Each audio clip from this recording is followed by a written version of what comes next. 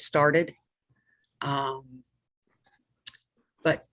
we'll do a roll call after I call the meeting to order. I've been taking screenshots, so I know who's all in the Zoom.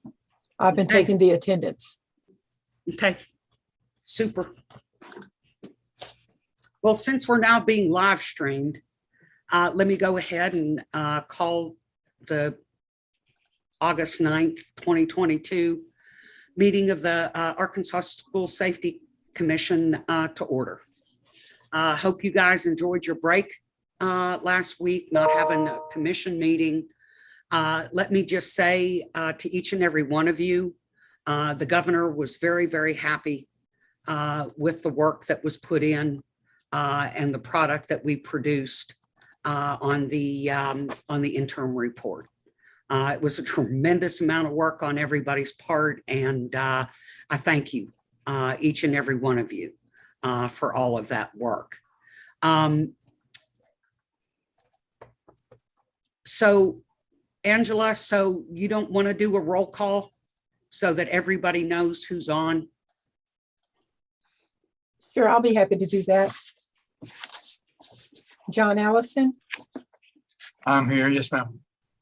Marvin Burton, I did not expect him to be on. He sent me an email, said he could not make it today. Tim Kane. Here. Chris Chapman. Here. Joe DuBois. Dr. Dunn. I'm here. Patricia Gann. AJ Gary. Here. Bill Gossage. Linda Graham. Here. Crystal Green Braswell. Here. Tim Helder. Here. Dr. Hernandez. Here. Bill Hollenbeck. Here. Dr. Hopkins. I'm Ricky- here. Sorry, Okay. mic trouble. Ricky Hopkins. I don't expect him. Tom Jenkins. Lori Poston. Here. And we have Mr. Kiefer for Ms. Rutledge. Courtney Salas Ford. I'm here. Paula Stone. I'm here. Bill Temple. Here. Donna Wilchie. I'm here. You are here. Okay. So Angela, how many does that equal to? Let me count real quick.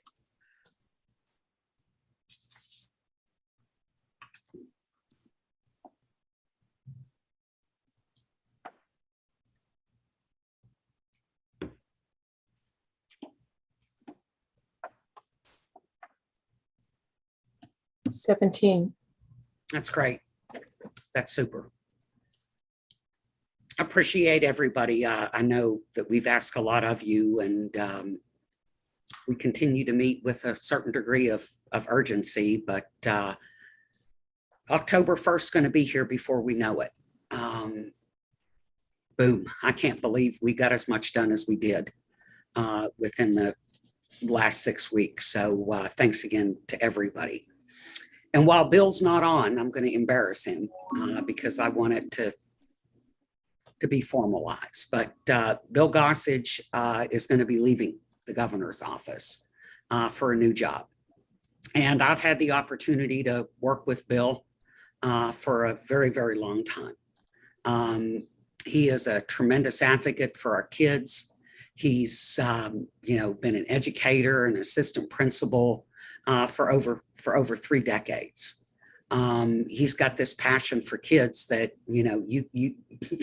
you can't. I wish we could put in a bottle, but he's leaving the governor's office. I think Friday is his last day, and I just want him to know how much I have personally enjoyed being able to work with him, and what a great person he is, and thank him for everything that he's done for kids in this state, not only for school safety, but also with the child abduction response teams.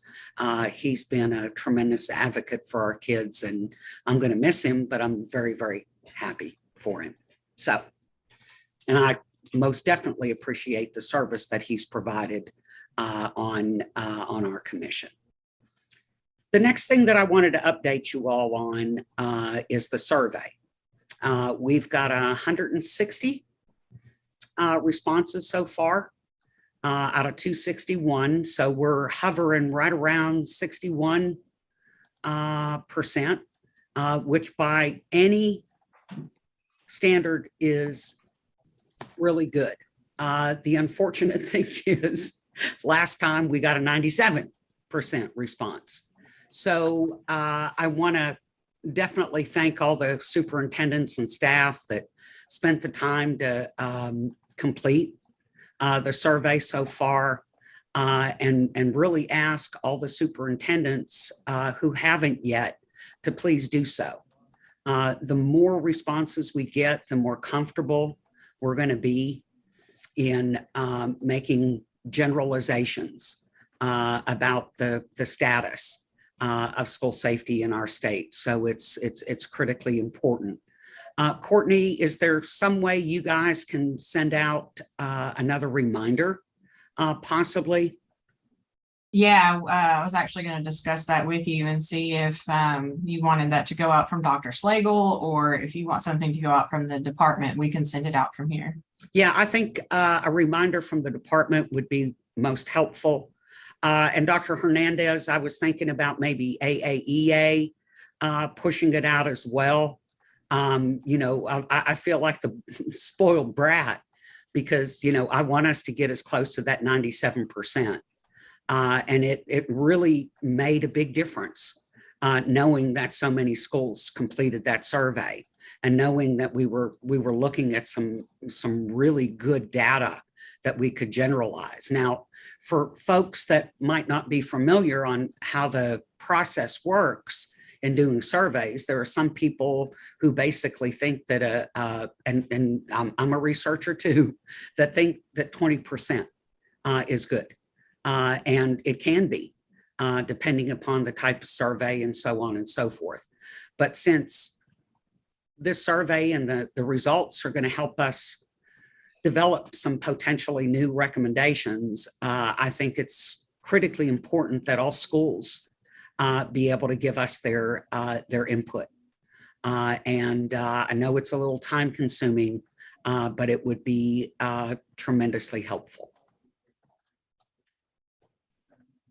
The other thing, and I wanted us to talk about this pretty quickly, and I guess it was a mistake on my part on the survey, that we listed elementary school, junior high, middle school, and high school. But not all districts have, I guess, a junior high and a middle school. Is that correct, Courtney? That's correct. So we're going to have to sort through how many schools should have junior highs and how many schools should have middle schools. Now, are there any that have both? Yeah, there are. And really, we'll just have to look at each district because there's all different kinds of configurations. Because even when you're talking about an elementary school, it could be K4, K5, K6. Middle school could be anywhere from a 5, 6, 6, 7, and the same with junior high and high school. So, yeah, we'll just have to look at each district individually. Yeah, because I realized that when I started looking at the results, and I went, oh my goodness. We thought it was going to be, you know, less complicated than it was last time. But I think we've just complicated it a little bit. But I think we can most certainly try to sort through that. The one thing that I did want to mention, though, is that there are 70% of the respondents so far are rural. They represent rural districts. So we're getting responses from a lot of the smaller school districts, which is great. But we'd like to hear from districts of all sizes. But we can sort it out rural, mid-size, or urban. That shouldn't be a problem at all. Any questions on the survey? Dr. May, I did have a quick question, but Sure. Dr. Just- Hernandez? I know there's also a special session going on, and there's the bill for the 50 million grant that's supposed to be out there. And as I've kind of listened to some of the discussion, I almost get the impression that there's a additional survey that might be going out from the legislature. Now, I don't know that to be accurate, but I was curious if you've heard or had any conversations about, districts getting, yet another survey that's going to ask them. And so I guess my question / request is to, see what can be found out about that. And if that's the case, how can we avoid duplication of effort? Yeah, absolutely. I'm not aware, Dr. Hernandez. Courtney, are you aware? No, I have not heard anything about an additional survey. Yeah, there was a little bit of discussion yesterday, and I think the committee meeting that's going on right now that there was mention of another survey. So it just may be something we need to research. Okay, well, we'll see what we can find out, Dr. Hernandez. Like I said, I'm completely in the dark on that one. Any other comments or when it comes to the survey? They're supposed to have it done here pretty soon, but I think we're going to have to give them a little bit more time. We need at least 2 or 3 weeks for sure to be able to look at the results and then see if there are some new recommendations that pop out at us because of these questions. So, okay, cool. The next thing on the agenda is for us to approve the July 26, 2022 minutes. So I will entertain a motion at the appropriate time. I move that we approve the minutes from the July 26 meeting. Second. Dr. Hernandez, second. Any discussion? All in favor? Aye. Aye. Aye. Any opposed? Motion passes. Good deal. Now we're going to get to some more fun stuff.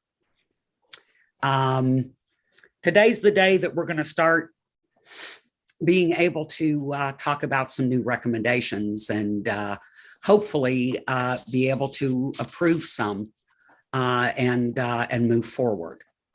The way I thought we would do this is that we will go by our individual committees, but each committee do one recommendation at a time. We'll have a discussion on that one recommendation. If appropriate, we will vote as a commission to adopt that recommendation. And that'll work fine until we get to physical securities. Mr. Kane, Director Kane, we're going to let you do all 4 of yours. And then when you're done with all 4 of yours, then we're going to be able to go back around to the individual committees and start a round of one again. So does anybody have an issue with that process?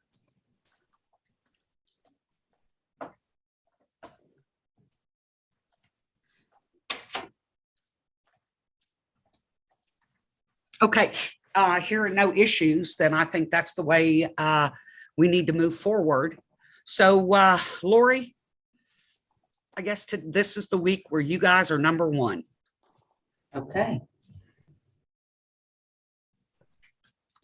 Well, and I'll just stick with that number 1 theme and go with our revision of the first recommendation from our previous report.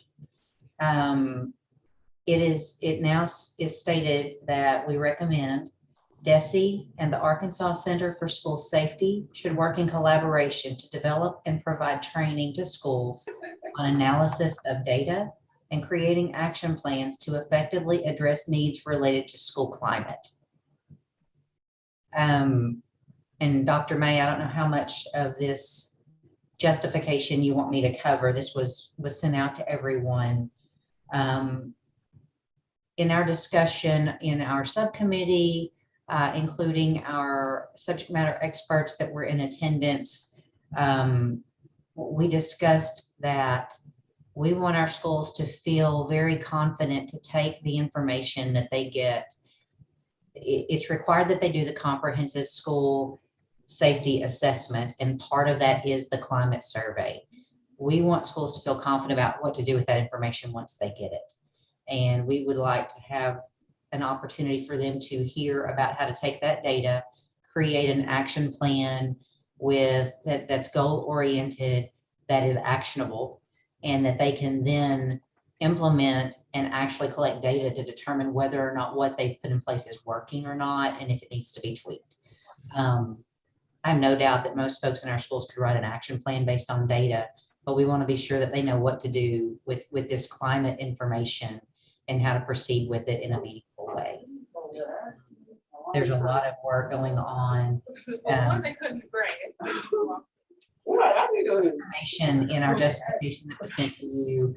A lot of it comes from the Secret Service report that supports this information. But I think it's really important to note that right now there's already work going on with this that has engaged in through Project Drive, and that's funded with ESSER monies right now. But as we talked about, that's soft money. So, you know, we feel like it's important that it receives the support that it needs to build the infrastructure to make this a statewide available support to all schools as it moves forward. So, any thoughts, questions, comments on that?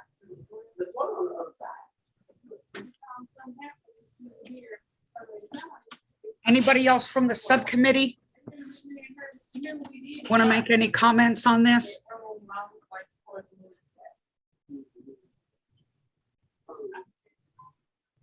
Dr. May, I think Lori did an excellent job. But I did want to say just right quickly before we move forward and hear from anyone else, I think Ms. Scaife is going to need to mute herself or have someone have the host mute Ms. Scaife. Thank you. Yeah, thank you, Crystal, very, very much. Any other comments from the subcommittee members?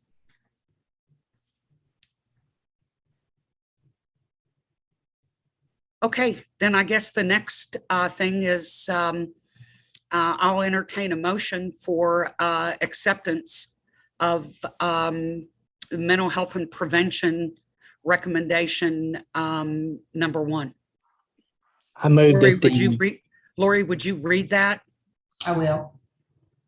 DESE and the Arkansas Center for School Safety should work in collaboration to develop and provide training to schools on analysis of data and creating action plans to effectively address needs related to school climate.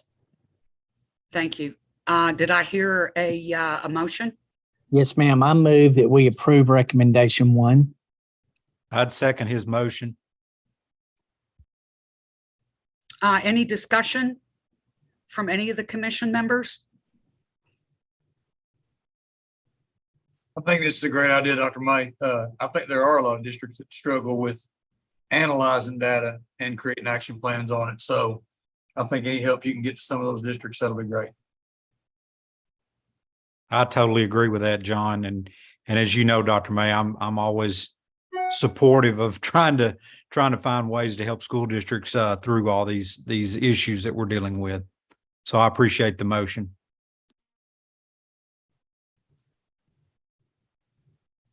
Okay, I think we're going to have to kind of do a roll call vote, Angela, so that we can make sure that we've got a quorum, because we've got to have 13 people vote yes.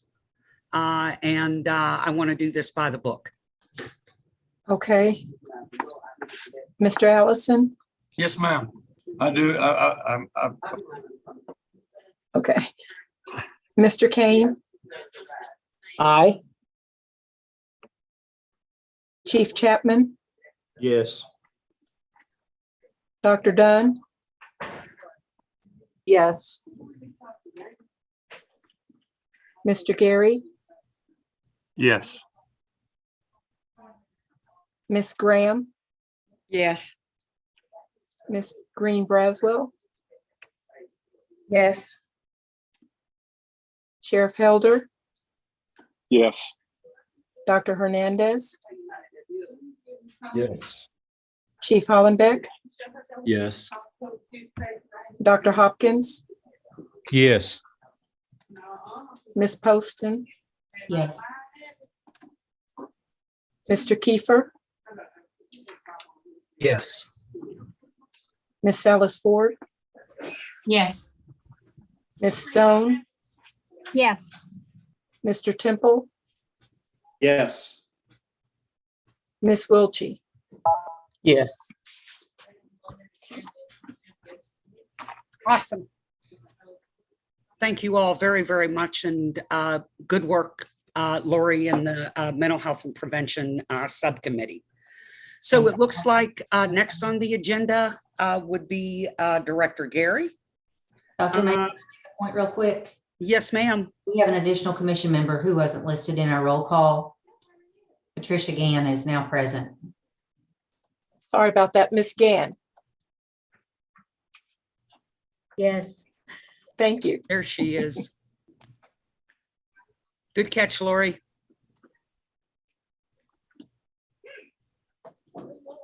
So Director Gary, you're up.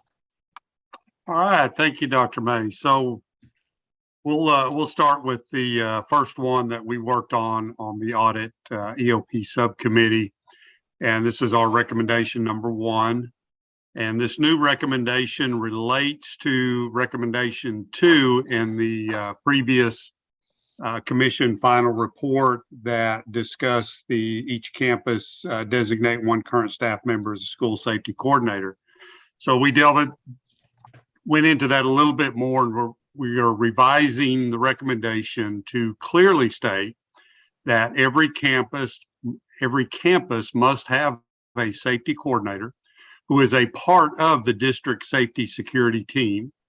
The safety coordinator can be the principal or another staff person designated by the principal. And the safety coordinator is assigned to the district safety and security team. Their duties include conducting security audits, reviewing emergency operations plans, coordinating with law enforcement, fire, emergency medical services during a campus event, responsible for tornado, fire, earthquake, lockdown drills under the direct authority and supervision of the school principal, of course. And the safety coordinator must be trained through the Safe Schools Coordinator Academy. And they should be familiar with incident command through FEMA courses like ICS 100. So subcommittee members that are on here, I think we had some revisions go back and forth, but I believe I captured most, if not all, of those suggested revisions. Please speak up and let me know if I have missed anything. Director Gary, could you maybe tell folks what this FEMA ICS 100 course is? Sure, it's just the kind of the basic incident, talks about incident command. It's really a basic course. And we had in our subcommittee, we discussed other type, more expanded courses, but those would have taken a lot of time. And we're really not trying to make emergency management experts out of them. We just want them to have kind of a basic level understanding. So we went with just the basic ICS 100 on incident command. And of course, once they take that, they have a FEMA instructor number. Those courses are all free. They can continue on with some of those additional courses as they see fit and as they think that it will benefit their position. Yeah, and would you be okay, Director Gary, if I told them a little bit about the School Safety Coordinator Academy? Of course. CJI received a grant 2019 from the Bureau of Justice Assistance. And one of the things that we included in that grant was the development and delivery of a course for school safety coordinators. Because if you remember back in our 2018 report, we recommended that they have a school safety coordinator on each campus. And so we wanted to be able to try to meet those needs. That training is going to be able to be regionalized. We should be able to start the training in the fall. But the one critical thing that I want to point out too in this recommendation is the fact that these individuals are the ones that would be critically important in setting and maintaining that school safety culture that we've talked about previously. And we've talked about how Uvalde, they had a culture of noncompliance. Well, it's the school safety coordinators that can help provide that culture of compliance for the staff. And so with the academy that we've developed, those elements are in there. Director Gary, do you want to add anything to that? No, Dr. May, I think you covered it. It's, again, we just really kind of wanted to clarify because we know there was some discussion, some confusion. So, we really just wanted to kind of clarify, and we thought we needed to add some recommended duties. So we put that in there so they have an understanding of what they're going to be doing before they actually take on that role. So I think it's it. And folks have previously asked, well, who could these people be? Do you want to share your thoughts on that? Sure. I think it's wide open. As I mentioned on some of our subcommittee, I mean, that certainly can be, it could be the principal if it's a small district and the principal wants to do that. Or, it could be the custodian at that campus. Maybe that person is, they certainly know the facility very well. Maybe they have a background somewhere that, they're interested in that type of thing. So I don't think we should rule that out. I think it's pretty much wide open to who that could be. It just needs to be somebody that has an interest in, somewhat of an interest in risk management and security and safety. And then obviously these individuals are going to end up reporting to the principal. Absolutely.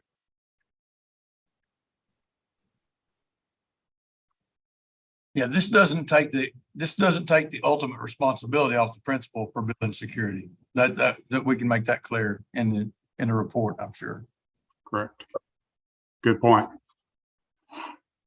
Yeah, I mean, it can be the principal, but the principal would end up being the primary person responsible for all of this, correct? Correct. And my apologies. Today, you're not Director Gary, you're Secretary Gary. So congratulations, my friend. And thank you. I'm sorry I didn't say that in the beginning, but at least. No, you're perfectly fine. It's just another duty. So I'm slipping in my old age. Just saying. Thank you. But congratulations. Okay. So I will entertain a motion.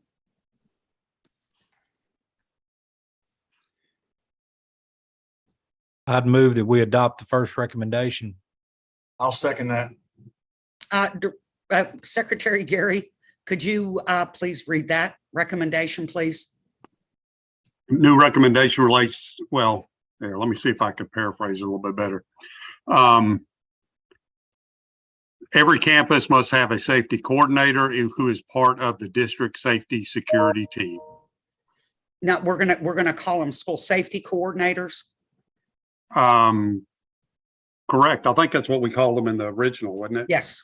So yes. Yep, that is correct.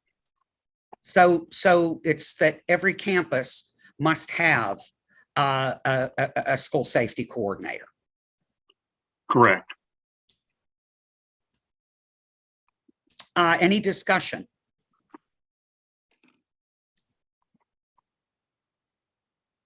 When we wrap this up in the explanation, In the original report, this recommendation had one line, that was one sentence, and there was no explanation. I think that's where some of the confusion came from. So we can flesh that out where we're just describing the way we did with most of the other recommendations. That this is every campus and we can clarify what's a campus and that we make sure that of what the duties are and everything. I think it'll be great. I think that's a good point, Dr. May. That's kind of where I got kind of hung up on the motion piece, because really everything that I read has got to be, I think, listed in that recommendation, as Mr. Allison said, so it's clear what we're expecting of that. But I'm not really clear how you want that motion to be. Is that good enough with what we have, that they just have to have a trained safety coordinator? Yeah, and then Campus. I think for the final report, we flesh out, Right. Okay. all these things and why now more so than ever before, Right. that this whole issue of compliance is important. All right. Perfect. So, okay, are we ready to take a vote? Angela, would you do a roll call, please? Yes, ma'am. Mr. Allison, Yes. Mr. Kane, Yes. Chief Chapman, Yes. Dr. Dunn, Yes. Ms. Gann, Yes. Secretary Gary, Yes. Ms. Graham, Yes. Ms. Green Braswell, Yes. Sheriff Helder, Yes. Dr. Hernandez, Yes. Chief Hollenbeck, Yes. Dr. Hopkins, Yes. Ms. Poston, Yes. Mr. Kiefer, Yes. Ms. Salas Ford, Yes. Ms. Stone, Yes. Mr. Temple, Yes. Ms. Wiltshire. Yes.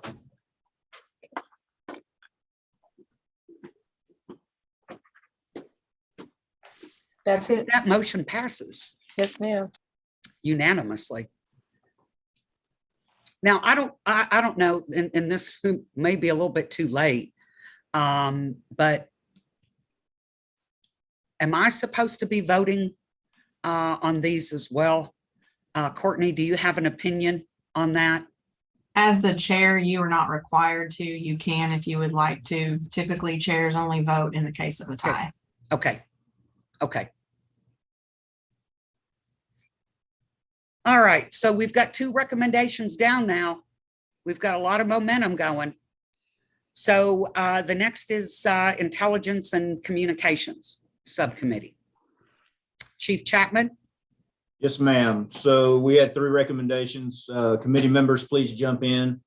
Our first recommendation is school districts should develop a layered 2-way communication access between all staff members and administrative staff via various platforms to ensure information sharing and improve alert processes.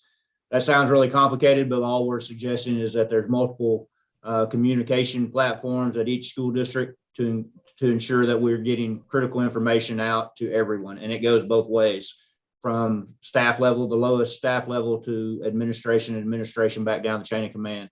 That could be via alert systems, such as our mobile applications, simply the intercom, or radio systems. We're not suggesting any particular type of communication system, just simply stating that there needs to be multiple.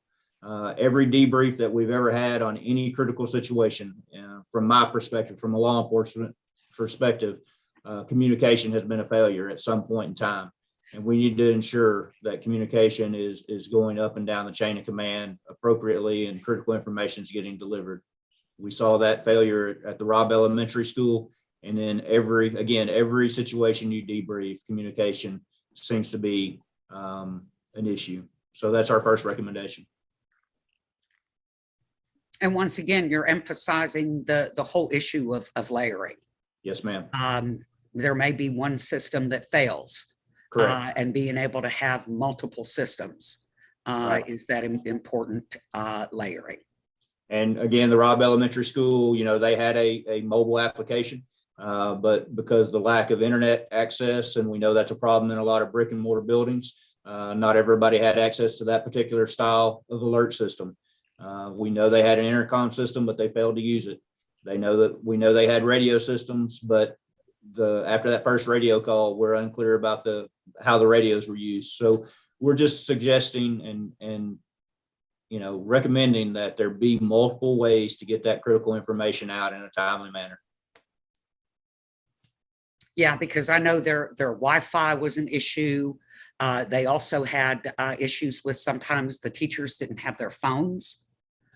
So if anything is phone-based, or, some places use email, correct? That if you're not there at your computer, you might not get that email. You don't have your phone. So it can all boil down to something as simple as a well-functioning intercom system. I think, Dr. May, I can say that this is a problem that it's not recent. This thing has gone back. The communications problem, even before Wi-Fi and email and all that, has gone back decades. It's always an issue. Yep.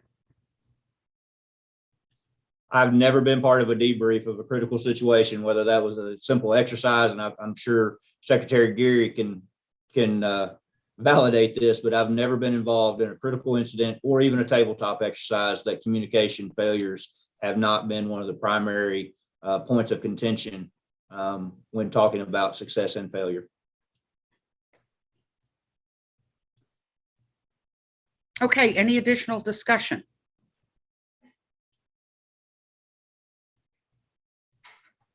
I'll entertain a motion. Make a motion to approve. Second. I'll second. Whatever. Didn't mean to step on you, Jay. No, you're good. Okay, and Chief Chapman, would you read the recommendation, please? Yes, ma'am.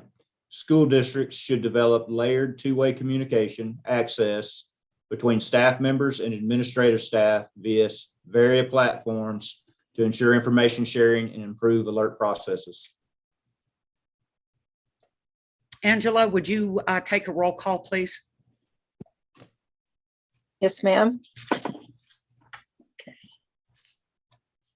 Mr. Ellison, Yes, ma'am. Mr. Kane, Yes. Chief Chapman, Yes. Dr. Dunn, Yes. Miss Gann, Yes. Secretary Gary, Yes. Miss Graham, Yes. Miss Green Braswell, Yes. Sheriff Helder, Yes. Dr. Hernandez, Yes. Chief Hollenbeck, Yes. Dr. Hopkins, Yes. Miss Poston, Yes. Mr. Kiefer, Yes. Miss Salas Ford, Yes. Miss Stone, Yes. Mr. Temple, Yes. Miss Wiltshire. Yes. Motion passes. Super. Good job, Chief Chapman. Okay, next on the list is the Physical Security Subcommittee, and that's Director Kane. And Director Kane, please realize that you're going to be able to go through all four of yours. All right. Well, I'm going to go through these four. They all have to do with door access. And fellow committee members, feel free to jump in at any time on this. The first recommendation is that the legislature needs to modify language in statute 1213-109. Currently, it requires teachers to keep all doors and exits unlocked during school hours. The recommendation is the legislature needs to change this law to require all exterior doors and classroom doors to be closed and locked during school hours. The reason for this is it It goes against everything that we're trying to do. It goes against everything that we've seen from these incidents. In the incident at Uvalde, what happened is the shooter, as you know, was able to enter unlocked exterior door and an unlocked crashing door. And so this is something that we believe the legislature needs to fix. And the reason why it's that way is because that was the original fire code, correct? That's correct. And I appreciate you pointing out that context. And that's why at the end there, we talk about no person should be impeded from building egress for the current state fire prevention code and the ADA, Americans with Disability Act's standards for accessible design. We have someone on our subcommittee, Mr. Alderson, who's the state architect, who wanted that language in there. And so basically, so everybody understands, by making this change, we're making it required that schools will have to keep their exterior doors locked and their classroom doors locked. Correct, Director Kane? Yes, ma'am.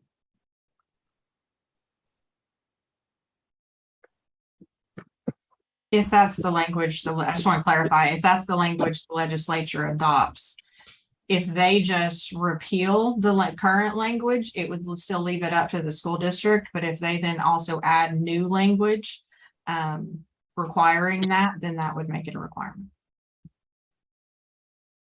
And Mr. Kane, that's what your subcommittee is recommending, is that the language actually be changed. Yes, that the language be changed. Right, that the language be changed to require all exterior doors and classroom doors to be closed and locked during school hours. Hey, Tim, let me ask you a quick question. Does this conflict with any other law or regulation currently on the books about, this subject? Not that I am aware of. Courtney, have you seen anything else? Not that I'm aware of either. And typically when any type of bill is introduced, the Bureau of Legislative Research looks into that to make sure that there's no conflict, but I'm not aware of any that I've seen. Okay. Oh, quick question, Director Kane. Where it says during school hours, could you define that? Well, I think the definition of that is a good question, would be during classroom time when classes are being held. Okay, so then like after school programs or any of those activities that are actually held on a school campus, but not necessarily school sanctioned. I know like there are basketball tournaments and things that go on. Might we think about, and here again, I'm just thinking of as a school administrator, when I've come onto our campus, we were having some weekend PD and there was a basketball game being or tournament or something, and they had the doors propped open. So I went over to talk to them about it. And so just kind of wanted to make sure we bring some clarity to what hours we're talking. Is it just anytime there's anybody there on our campus or campus is holding any kind of activity? That's a good point, Crystal. I would think it's anytime there's an activity on campus. What is the thoughts of the other commission members on that? I mean, I think that's a good point, Tim. It's, I think the intention is probably when students are present. And so, maybe that can be reworded, but just knowing it'll be a lot tougher to police, when there's something that's after school or some type of event, you always end up having a lot more players that aren't typically part of the school safety ecosystem. So it just, I think it should be, but just knowing it will be a little tougher to make sure it happens. because you ultimately have people sometimes using campuses that aren't necessarily school personnel. Kim, I was wondering, should it be written in such a way that it's during normal school hours, during instruction? Because with the extracurricular activities, sometimes, again, as Crystal said, there could be basketball games at night or plays or PTA meetings where parents and visitors come and visit the school for that extracurricular activity. But they would still do that through one entrance, though. You wouldn't want all the doors unlocked, exterior doors unlocked, that anybody can come in through any of those entrances, right? Sure. During like a basketball game, typically you'll have one specific area where visitors will come in, but obviously the door's not locked. It's open to the public. So they can get access to the game, to the ticket booth or whatever. But the other doors are locked. The other doors, correct. And that's the point that I'm Right. trying to make. Sure. What, Bill, what was that language you just said? Oh, I just thought a second ago. I don't remember now. Something to the That was effect good. during normal school hours and or during instruction. Okay. And again, that's just a suggestion. The principals on board may have a much better idea than that if necessary. Yeah, and maybe that's why having it exits unlocked during school hours, maybe that's to give the principals a little bit of wiggle room. Yeah, that makes sense. And that if we start fine tuning it too much, Director Kane, if this was adopted like this, would a district with multiple buildings during class changes technically be in violation of this law when the doors were open and closed for students moving to and from classes? Well, that's a good point. John, I think the language that Chief Hollenbeck had done during instruction would help clarify that. And that's kind of a double-edged sword because yeah, perfect time for access to someone who wants to target the school. So Yeah. idea if we could to make it where there's this, could we tie in a point of access into this recommendation? Maybe, I don't know if you get that in another recommendation later, but even Yeah, we're going to talk class about that changes, point. because oh gosh, I don't know how to do that, cluttering this up, but maybe all doors and exits except for the single point of entry or something like that, or clarify that in your other recommendation or something. Just would hate to see that where during class changes, somebody slipped in and then the district was found liable because they're in violation of this code. Would it help if you put the word monitored in somewhere, like the single point of entry? I think that's how we have it written. If it's unlocked for class changes, like from the gym to the school, that single point entry has got to be monitored by a staff member while they're coming in. I think the only issue with that is you have some school districts that have, 10, 15 separate buildings. Yep. And that would require a lot of staff if they had to have someone at every door. yeah, and I think why the subcommittee ended up going in the direction it did was to be as true to the original language as possible. Correct, Tim? That's correct. We were just trying, because that's what they had been, the way it's written right now, it says during school hours. And so we just didn't want to change that. That's why we just left that part alone. We talked about it, but we left it alone, if I remember right. Ms. Because the Ellis, way you mentioned monitoring. Does the monitoring have to be at each door, or could it be someone within an area? I think that would depend on the flow of the school, how it is, Yeah, again, I think you just have so many different campus setups. You have some school districts that are one building, you have some that are 10 to 15 buildings with multiple doors. It's hard to come up with language that would address Yeah. each of those. Yeah, I think everybody's right. Every campus is different, you know. I think the intent though is to try to fall in line as best we can when practicable. We lock our doors. And yes, campuses will have to open doors to allow students to go from one building to the next. But when instruction is going on, that's when we make every attempt to lock all the doors is what the subcommittee was talking about. Yeah, see, but I got to tell you, I disagree with that. And the reason why is that I see Uvalde, and I see the whole system of noncompliance. And I think if we start off down that road, we're going to end up having systems of noncompliance and not compliance. To me, it's all about doing it the right way. And our job is to tell them what the right way is. And I think personally, if we have wiggle room in this, then are we doing what we're supposed to be doing? Well, you know, as previously stated, you know, I certainly see what you're saying, but every campus is different. We have a road that students have to cross the street to go to a campus. So you have to unlock doors to allow kids to go outside and go to the next class.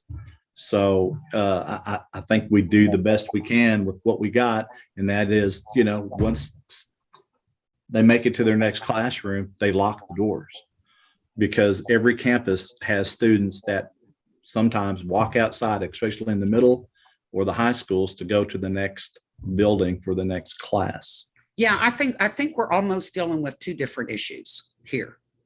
We're dealing with the fire code that basically says, hey, you've got to keep them open the whole time. And we're all talking about when the kids are in the classroom doors need to be locked, closed and locked, and all the exterior doors need to be closed and locked. I think what we're trying to do is we're trying to force these two things into one, and that may be where we're having issues, Tim. Because if I hear everybody correctly, everybody agrees that when the teachers and the kids are in the classroom doors need to be locked. And when students are in the building, the exterior doors need to be locked except for that one point of entrance where visitors and students can go in. So maybe we need to separate it a little bit. What's everybody's thought on that?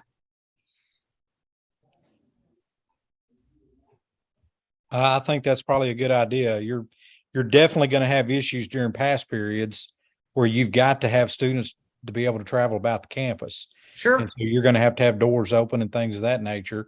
But then once you know, in my mind, once the bell rings and kids are in the classroom, within the outside doors should be shut and locked, and the classroom doors shut and locked. And one of the things, Dr. May, that we're looking at Clarksville that we've been getting pricing on that you probably should have been done years ago, but we're trying to redo our classroom doors to a lock system that is always locked.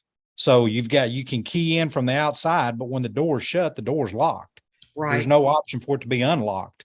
And, you know, when you leave the room, you hit the handle and the door opens because there's no lock on the inside of the door. You can manipulate the handle and come out. But when the door is shut, the outside handle is locked.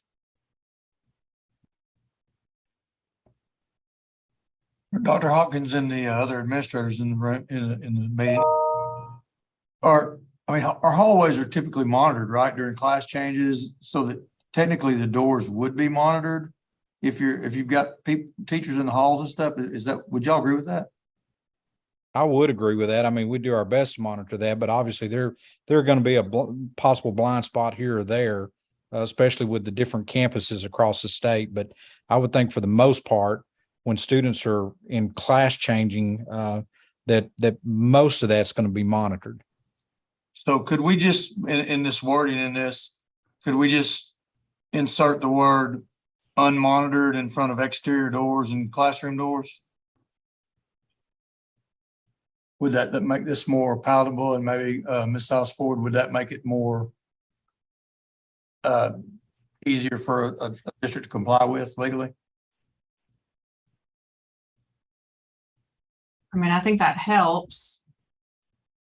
But I mean, I hate to speak on behalf of districts just in terms of, is it easier to comply with? I mean, not having to have additional staff, yes. But Dr. Hernandez or Dr. Hopkins can probably speak better to compliance. Let me ask this question. Do we like the idea of when kids are in the classroom, that the classroom doors are closed and locked and the exterior doors are closed and locked? Yes, Yes. I would say yes. Absolutely. I would agree, yes. 100% yes. Okay, so maybe Director Kane, what we do is we go back to subcommittee. And we had those kind of separated out. And then we're going to have to try to get some guidance on this existing language and see what we can do to maybe accommodate those two wishes. Dr. May, I do have a question, and I don't know if there is any, I should know this, but there's fire folks on our commission.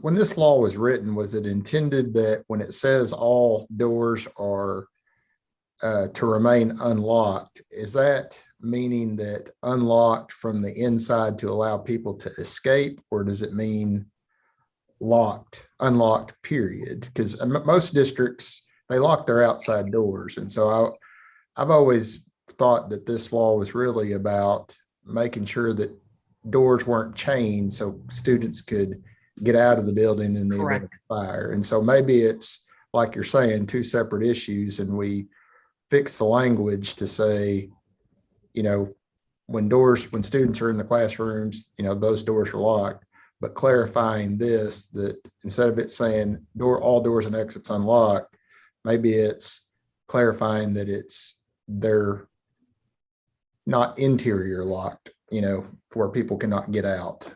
Yeah, what is that, egress? Is that what I learned in subcommittee, Tim? Yes, egress. That's right. And Mike's exactly right. I mean, when this was written, my understanding is it was to allow, that was back in the day when we had the crash bars, and at times people would I remember back in high school seeing a chain on those crash bars. Oh, yeah. And that's what the fire prevention code is trying to do, is just allow for easy egress. Well, then maybe that's the out. way the language gets changed. And then next week we come back with the other as a recommendation. Okay. We'll work on it tomorrow morning. Bring that back. Bright and early. Okay, you've got three more All to right. go. Yeah. Okay.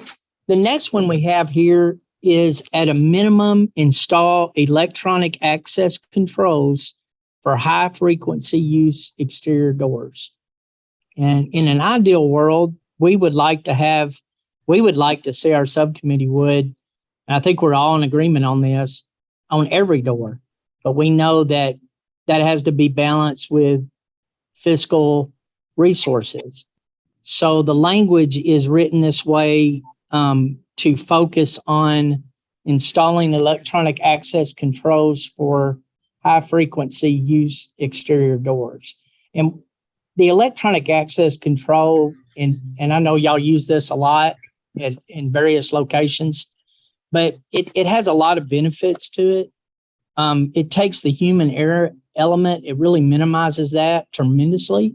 It also provides additional important data to monitor. It shows name, date, and time every time somebody comes in and leaves. And when you combine it with cameras, a camera system, it can really help improve accountability. But however, it's understood that budgets may not allow for all exterior doors to have electronic door access controls. Ideally, this would be best But what we're recommending is at a minimum, install them for the high frequency use exterior doors. We had a superintendent on our subcommittee that recommended that because she said that's what she does on there. I will want to add, it's not in here, but I do want to add that one thing we'll be changing at the division is to require all new schools to use electronic access control on new construction. So moving forward, they're going to have it on there. And most of the ones do now anyway, but we don't require that, but we're going to change that to require it. Does anyone have any questions or concerns? Yes, sir. Is there any additional layers for your for physically locking those doors? Because once it's an exterior door and the fire alarm's pulled by fire code, that's an egress door, and now it's no longer physically locked. So is there a kind of a standby or a backup to be able to lock that in case a fire alarm was pulled intentionally? Now, my understanding, and that's a good point, Mr. Kiefer, my understanding is on these doors, it locks from the outside, so you still have to allow for egress, easy egress from the inside if the fire alarm goes off. Yeah, and Jerry, one of the things that we did before in the 2018 commission is that we asked for teachers that if a fire alarm is pulled, that they wait and look out in the hall before they start bringing the students out. And if I remember correctly, I think there were 70% of the districts that responded the last time, the 97%, that said that they do that. Thank you. I think, Mr. Keever, I may have read you wrong there, but my understanding of your question was maybe that by pulling the fire alarm from the inside, you could allow access to an intruder. So if two people were working together, that if that door automatically locks for a fire drill, that would allow access to an intruder.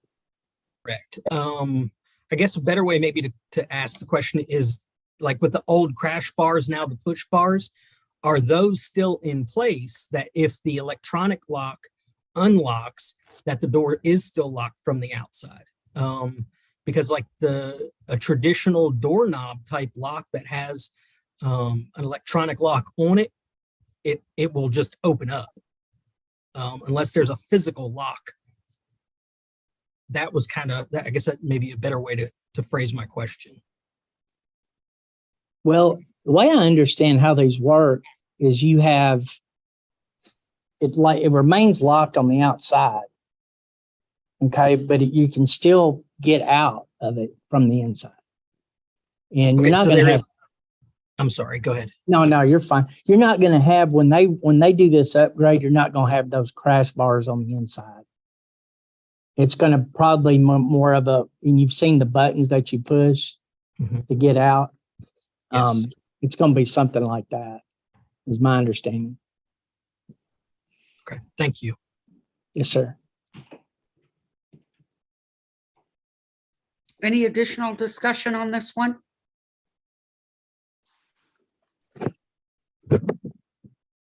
Okay, I will entertain a motion. I make the motion that we accept this recommendation.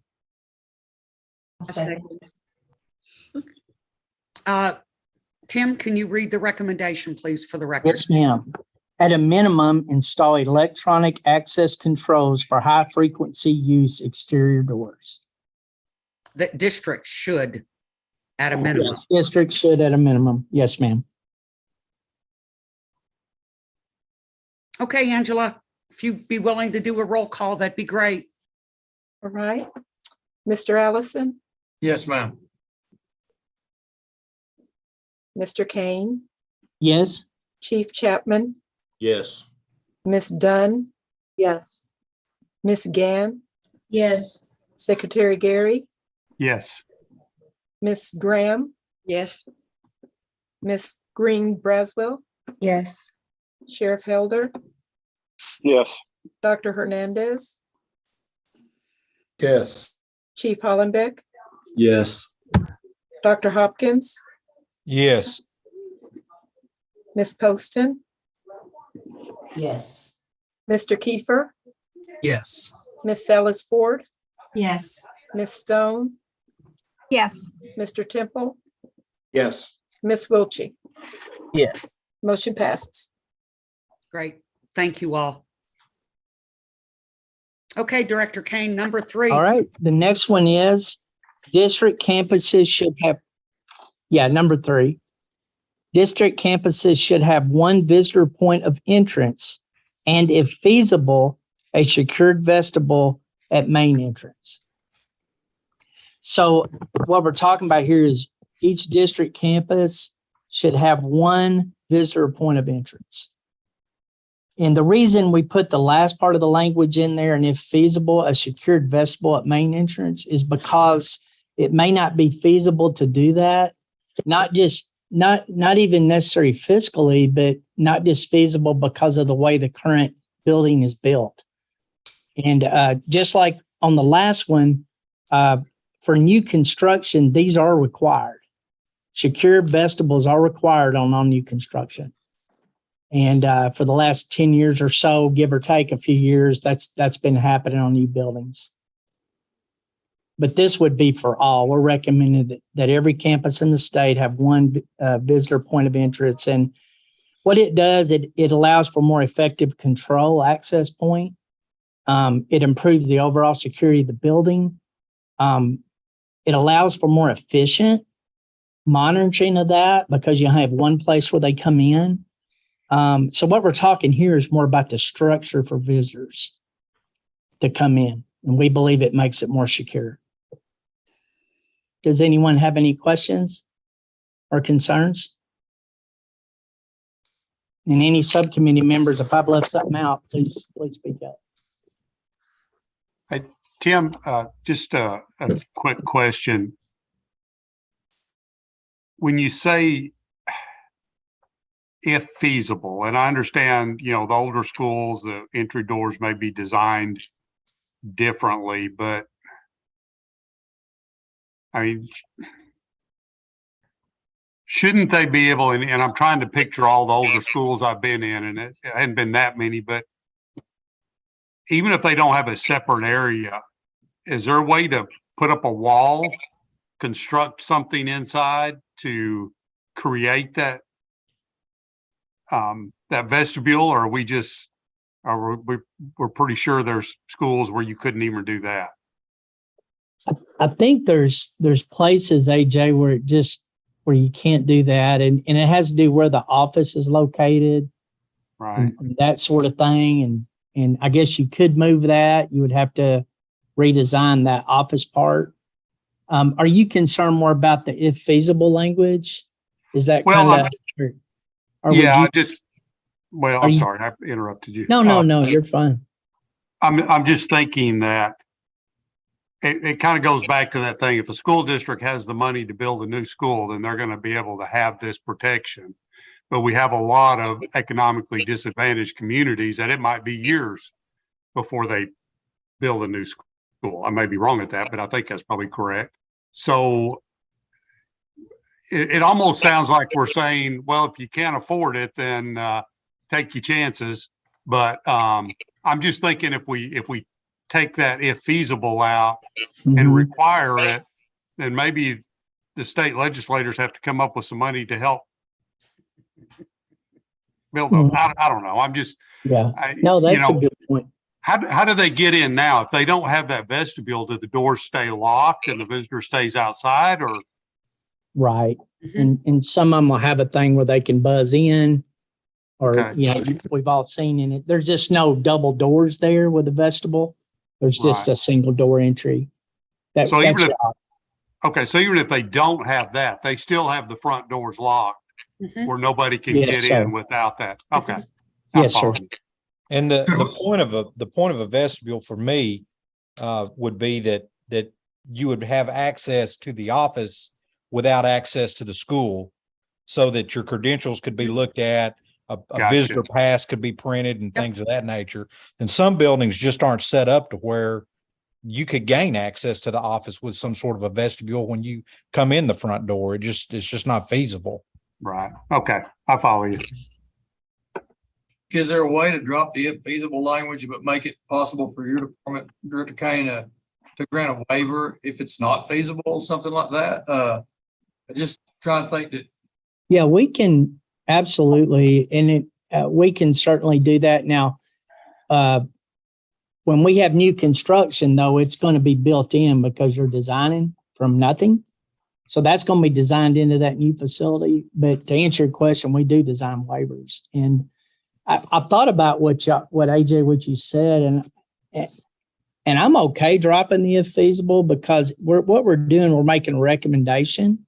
We're saying that every campus should have this. And if we're concerned about those two words, maybe they're sending the wrong message or not being solid enough. I mean, they can still, it's not requiring them to do it. It's a recommendation that every campus do it. So I'm open to that, certainly. What does everyone else think? Could you maybe add something in there, a secured vestibule or some other means to keep visitors from access to students until they've been cleared by the office or something like that?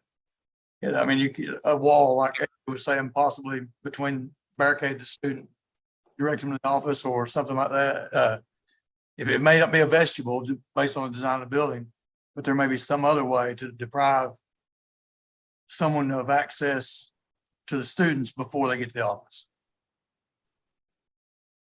Let me think about that. Because under normal circumstances, if there's not a vestibule, they're just outside that locked door. While they're getting their credentials, there's usually a camera there or some type of something, so the office folks know before they let them in.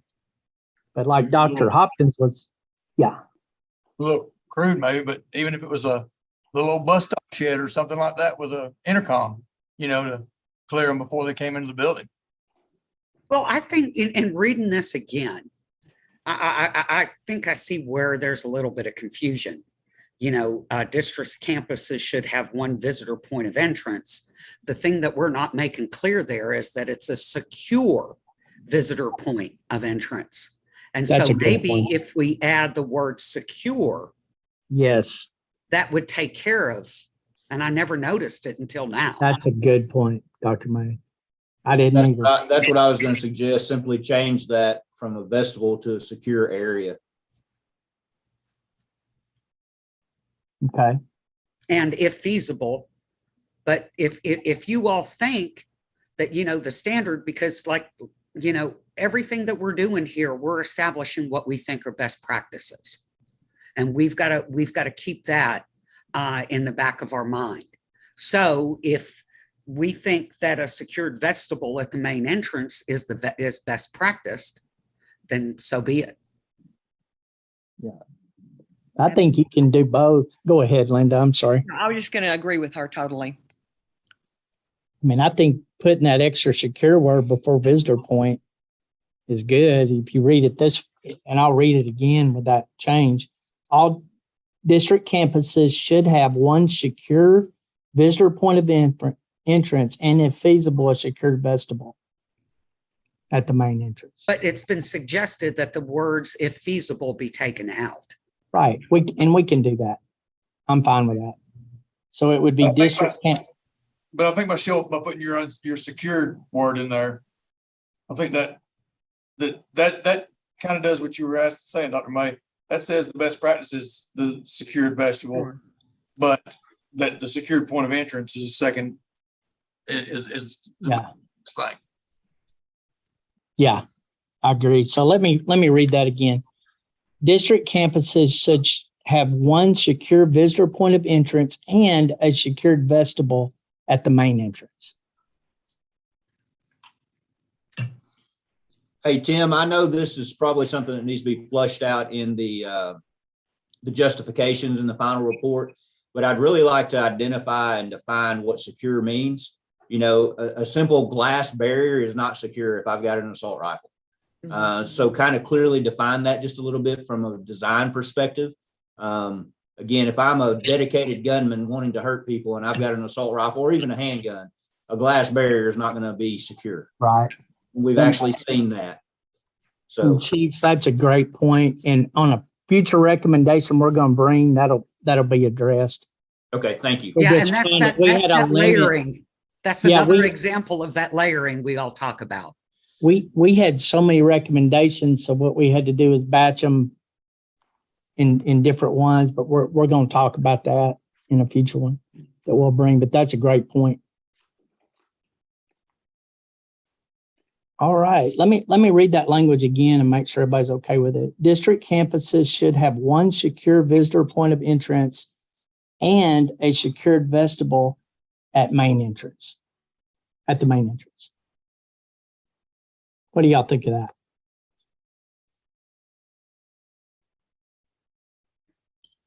Sounds good. I have a question. It's not clear whether that's the same Yeah, place. yeah. I know. I was thinking that too, Dr. Dunn. It's kind of like what we did before, is that if we want to make a recommendation, say that district campuses should have one secure visitor point of entrance, period. And then I'm another fine with that. recommendation might be district campuses should have a secured vestibule at the main entrance so that they're two separate. Is that what you mean, Dr. Dunn? I think so. Or what if we took it like this and what if we kept it the same recommendation? We said district campuses must have one secure visitor point of entrance with a secured vestibule if the architecture allows or something along those lines. And in the other recommendation, he said at a minimum. So could we say use the same language there at a minimum? At a minimum, what? If we took out the secure vestibule, it's the vestibule that is causing a little bit of the confusion, I think. Yeah. I think if we just change it to though, after the one secured visitor point of entrance with a secured vestibule. That's what I was thinking. Okay. Or do Is you, that what you're thinking, Dr. Dunn? Oh, Say I that see. again. Dr. Dunn, what did you say? I'm sorry. Yeah, I was kind of thinking the same thing, that it's the same. You go, I'm just trying to Yeah. picture this. You go up to the entrance and then you go into the secure, you get in, you're allowed in because that was secure, right? Mm-hmm. I'm just trying to say it in plain language. And then you are allowed into the secure. So it's like two layers, right? Mhm. Right. Okay. So are you saying, John, change the and to a with there? Yes, sir. Okay. So district campuses should have one secure visitor point of entrance with a secured vestibule, period.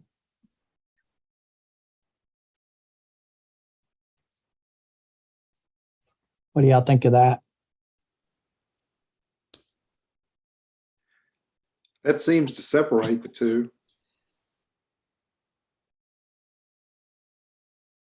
District campuses should have one secure visitor point of entrance with a secured vestibule. Vestibule, not vegetable.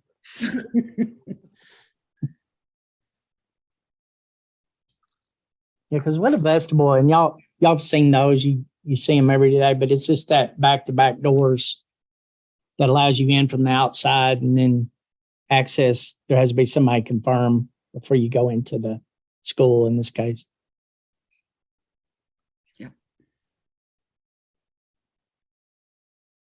John, does that satisfy what you were and Dr. Dunn? Sounds great to me. All right. But now are you saying we're going to require that every district have a secured entrance with a vestibule?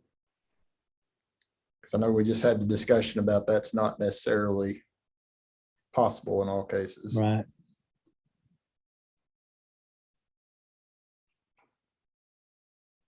So That's why I said at a minimum, because if they have the secure entry, they might not be able to have the vestibule, but they'll have at least they'll have that entry.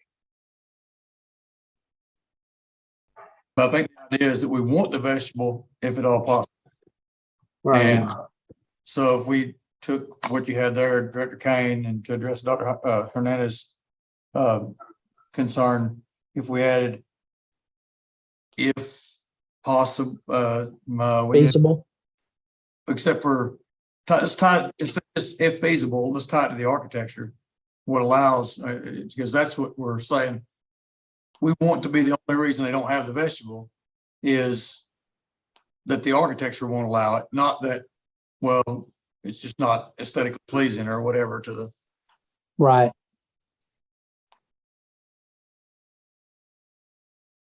Yeah, and the other point I was trying to bring up earlier is that you could have the secured entrance, then you go into a vestibule that's, the office may be down the hall somewhere, so you're just in a fishbowl. And really the question is, what's the point of going into a vestibule there? Because it doesn't give you access to an office. If you could tie it to access to the office through an intercom system or some sort of contact system. Yeah, but you could do that outside, and we've done that outside at some of our buildings that don't lend themselves to having a vestibule inside because the vestibule wouldn't allow them to go to an office area secured straight to the office where we could check, an ID or something there. It has to be done through the camera and intercom system at the front door. Yeah. So if at the end of our current wording that you just read, what if you just added where the architecture allows? Or when allowable. I like that, when allowable.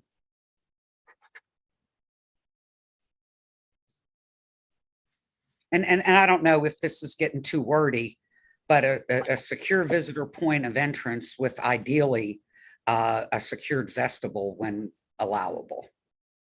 Yeah, I like that. I mean, we don't want to let people off the hook necessarily. When they've got a great setup for a vestibule to lead to an office and you can provide those things, then that's what we want. But there are just, I've got buildings that the office is out in the middle of the school and it just doesn't make you couldn't weave a vestibule into that office area. So I like what you said, Dr. May.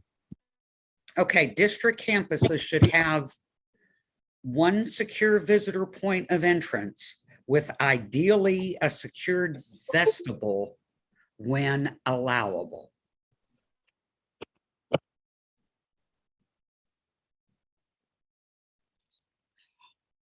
I like it.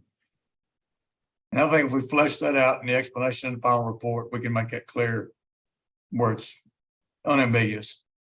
Yeah, to talk about the difficulties that are being discussed. Right. I like that language.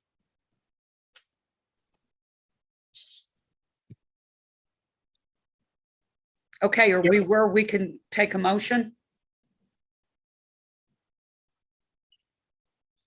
I move that we accept the motion.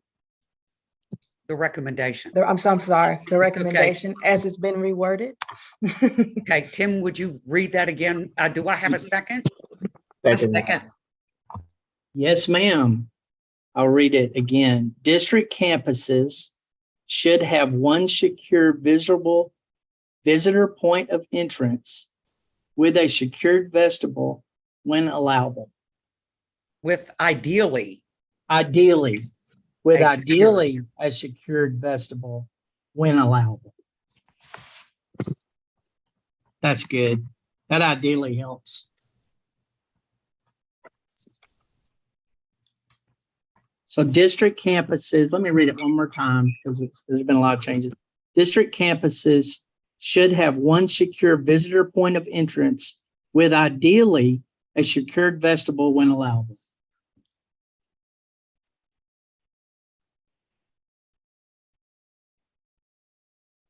Okay.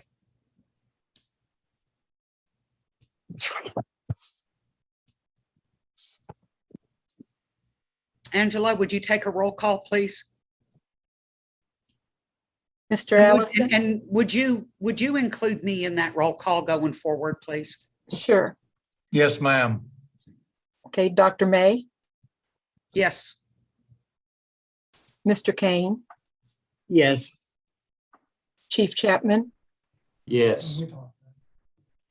Dr. Dunn, Yes. Miss Gann, Yes. Secretary Gary, Yes. Miss Graham, Yes. Miss Green Braswell, Yes. Sheriff Helder, Yes. Dr. Hernandez, Yes. Chief Hollenbeck, Yes. Dr. Hopkins, Yes. Miss Poston, Yes. Mr. Kiefer, Yes. Miss Alice Ford, Yes. Miss Stone, Yes. Mr. Temple, Yes. Miss Wiltshire. Yes. Motion passes. All Great. right. And I appreciate everybody's help working together to make that better and more clear. The last recommendation I have before you today, recommendation 4, says require district campuses to use a visitor management system. So this is kind of tied to the structural part we just worded out, but it's a little different. It's more of a system. The justification is it gives us knowledge of who is inside the building and screening people who come into the building. It helps to control access and prevents unauthorized personnel from getting inside the building.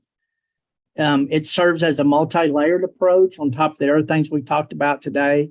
1, it prevents access to unauthorized people from entering the building. 2, there's a written record of visitors inside the building.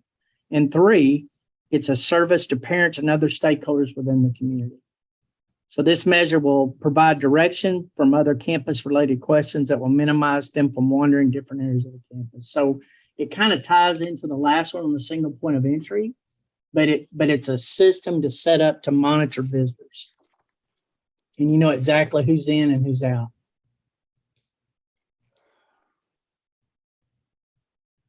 And some of those, Tim, can get hooked up to what am I talking about? The sex Oh. offender databases. Yes, they can scan their driver's license through that, and it goes into a database where it does an instant check to see if any of those visitors are on the watch list before they're allowed in. But reading this, it could be as simple as a paper log, like in so many other, Yeah. right? Right. That's a good point. Yeah. So it's really more of a system than it is a particular piece of equipment, like we've talked about.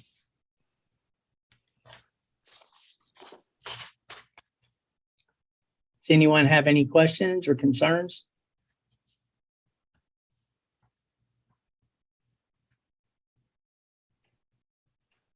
Okay, are we ready for a motion? I move that we accept this recommendation. Second. Who seconded? Lori. Lori? Oh, okay. Tim, would you read the recommendation for the record? Yes, ma'am. Require district campuses to use a visitor management system. Angela? Right. Dr. May, Yes. Mr. Allison, Yes, ma'am. Mr. Kane, Yes. Chief Chapman, Yes. Dr. Dunn, Yes. Miss Gann, Yes. Secretary Gary, Yes. Miss Graham, Yes. Miss Green Braswell, Yes. Sheriff Helder, Yes. Dr. Hernandez, Yes. Chief Hollenbeck, Yes. Dr. Hopkins, Yes. Miss Poston, Yes. Mr. Kiefer, Yes. Miss Alice Ford, Yes. Miss Stone, Yes. Mr. Temple, Yes. Miss Wiltshire. Yes. Motion passes. Good deal. Okay, we want to start going around again. Everybody up for maybe another half an hour? Sure. Okay, Lori, do you want to go, please?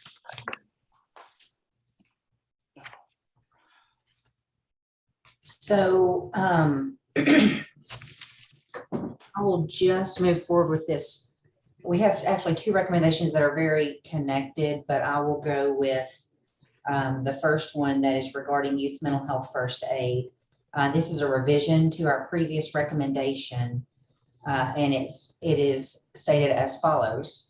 All school districts should provide access to training in youth mental health first aid for all personnel who interact with students. All districts should also have, at a minimum, one youth mental health first aid trainer to promote sustainability and ongoing staff development. Additional school personnel training may include adverse childhood experiences, trauma-informed schools, drug-endangered children, and social emotional learning. The only change to this recommendation is that we added the statement that says all districts should also have, at a minimum, one youth mental health first aid trainer to promote sustainability and ongoing staff development. We heard from several of our subject matter experts and from a school that has far exceeded the original recommendation and have trained not only all of their school staff, including classified staff, many of them, but also even community partners that interact with the children and students on their campuses, because they want this to become a community of support rather than just a school district. Right now in Arkansas, we have the resources to support this through Project Aware and other various parts of the state have different resources to support this training. And we feel like if we're going to do this, now is the time when it's not going to be a financial burden to these districts. I've included in the document that you were sent the information that came from one of our schools and how crucial they feel this information is for all adults that interact with students.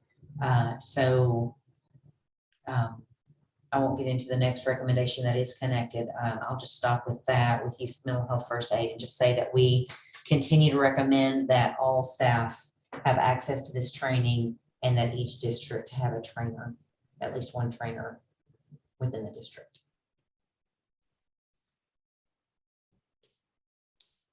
Any discussion?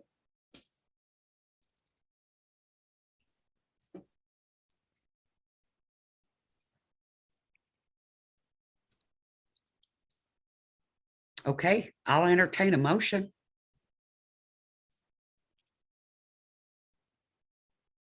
I'll make the motion to accept the recommendation. I'll second. Lori, would you read the actual recommendation, please? I will. All school districts should provide access to training in youth mental health first aid for all personnel who interact with students. All districts should also have, at a minimum, one youth mental health first aid trainer to promote sustainability and ongoing staff development. Additional school personnel training may include adverse childhood experiences, trauma-informed schools, drug-endangered children, and social emotional learning. Okay, Angela. Okay. So Dr. May, Yes. Mr. Allison, Yes, ma'am. Mr. Kane, Yes. Chief Chapman, Yes. Dr. Dunn, Yes. Ms. Gann, Yes. Secretary Gary, Yes. Ms. Graham, Yes. Ms. Green Braswell, Yes. Sheriff Helder, Yes. Dr. Hernandez, Yes. Chief Hollenbeck, Yes. Dr. Hopkins, Yes. Ms. Poston, Yes. Mr. Kiefer, Yes. Ms. Sellers Ford, Yes. Ms. Stone, Yes. Mr. Temple,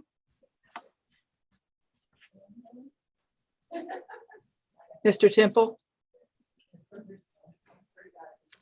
Sorry, yes. no problem. Ms. Wiltie, Yes. motion passes. Super. Secretary Gary. We might Yes. not have time to come back around. Okay. I'm thinking maybe recommendation 3 on your list might be easier to get through than 2. Just a question.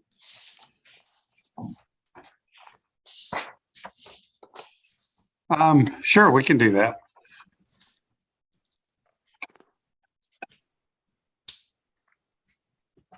Okay, this new recommendation combines.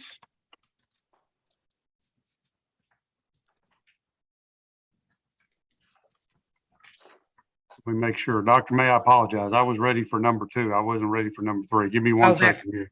That's my fault. I just think that No, it's all right. given our previous discussion, we may need to discuss 2 a little bit more. Yeah. Yeah, so all right, I'm gonna have to reword this. I just realized I've got recommendation, it combines recommendation 1 and 3 of the 2018 commission. But I'm not sure that's correct, so skip that. So this new recommendation requires a school district and law enforcement agency having jurisdiction over the local school district conduct a full-scale active shooter exercise every 3 years.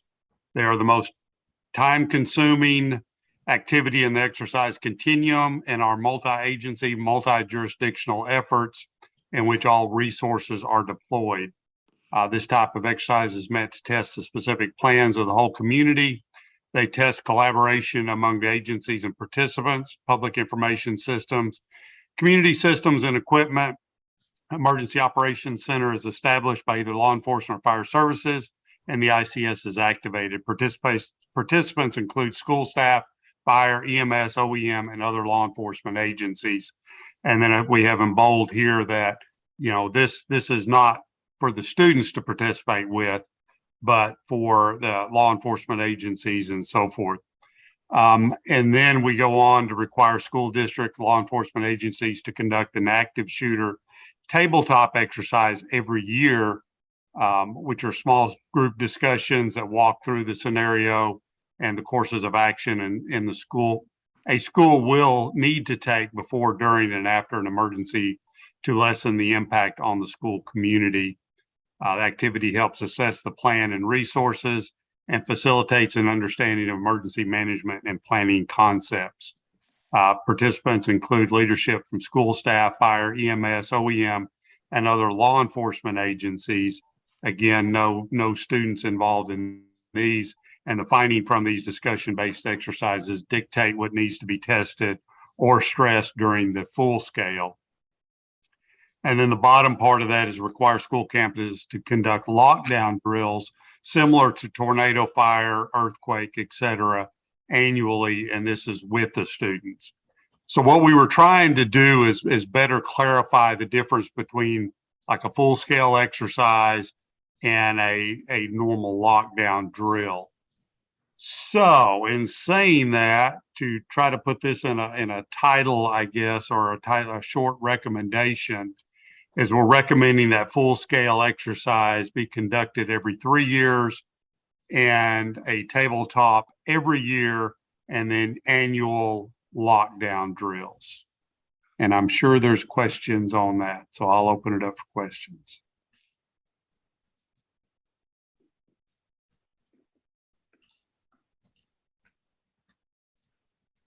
I'm going to go back to our original list of recommendations. Sure,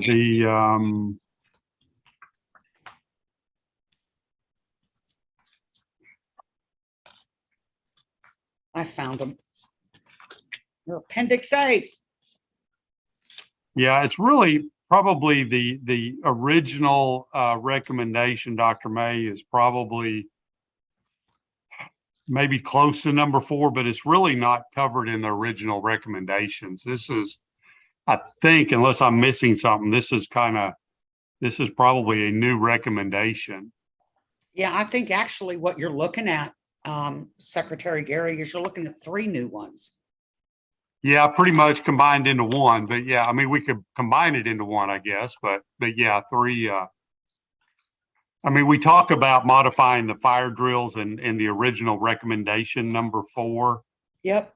But yeah, these are all pretty much, I mean, they're not pretty much, they are new, but we got into some discussions about what an exercise is, what a drill is. And I guess the bottom line is that during Uvalde, it was obvious that the responding agencies had never really exercised or planned how that would play out. We also recognize that a full-scale exercise is a pretty big undertaking, especially when you may have more than one school district that's covered by that law enforcement jurisdiction, like a sheriff's department. So that full scale is something that, we talked about doing every 3 years, really because of that lack of, because it is so time consuming. But then it's important to get those law enforcement leaders, those fire leaders, school leaders around the table to walk through a tabletop exercise about what they're going to do. Where are they going to set up their reunification center? Where they're going to do triage if they have to do that on site. And doesn't 620 and 648 Courtney require them to do a lockdown drill annually? Mm-hmm. Yeah. Yes. So we're down to 2 now.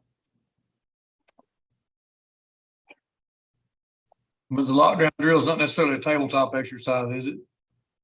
No, but he's got the full scale exercise every 3 years, and then the tabletop active shooter. Neither of which involve the students. Right. And then the lockdown drills, you say to require, but we already require that. And that's right. one done with the students. Right. So there's really 2 of them. Yeah, but I think there was, and going back to Mr. Allison's question, I think there was a lot of confusion and uncertainty. What does that mean? What does a lockdown drill? Because it was also called lockdown exercises. I think that was even mentioned. So this was just kind of a way to try to clarify that, the differences in those. And I know one of our committee members also, and Dr. Hopkins, I think you had a question along those lines, because some of these, your lockdown drill is a little bit more probably expansive than some others, and you actually have law enforcement and fire as part of your annual lockdown drill. Is that right? Yes, that's right. That's the way we incorporate that part is our local fire and police do participate in our lockdown / evacuation drill. Right. And I don't think this prohibits that, or maybe we need to word it so it doesn't prohibit it. But, I think we all agree that a full scale, large incident where we have, responding personnel going through the hallways with guns and working out the scenario of dragging potential wounded out, that we would not want the students involved in that type of a full scale exercise. Right. And that's why we do our active shooter drill with just our staff before school starts. So in the summer months. Yeah. And I think that's part of the thing is that getting back to that common language of, what do we mean by exercise? What do we mean by a drill? Yeah, and maybe what we can do too is provide them in the final report with some additional guidance on lockdown drills. Right. Because Yeah, we need to do that anyway somehow. Right. Yeah, and that's what we tried to do when we talked about the full scale exercise in the tabletop. And actually, thanks to some of our subject matter experts, Bethany and from Arkansas Tech, and Eric and Bo from the emergency management side. We tried to better explain those because a lot of people don't understand that, and we may need to kind of clarify that lockdown drill a little bit. And again, as Dr. May, as you said, in the actual, explanation part of the final report, I think we could do that. And so, But go ahead. well, I was going to say, so I guess the actual recommendation for this one would be full-scale exercises are conducted, every 3 years, tabletop exercise every year, lockdown drill conducted. Well, like you said, that's already in there, so we can leave that one out probably.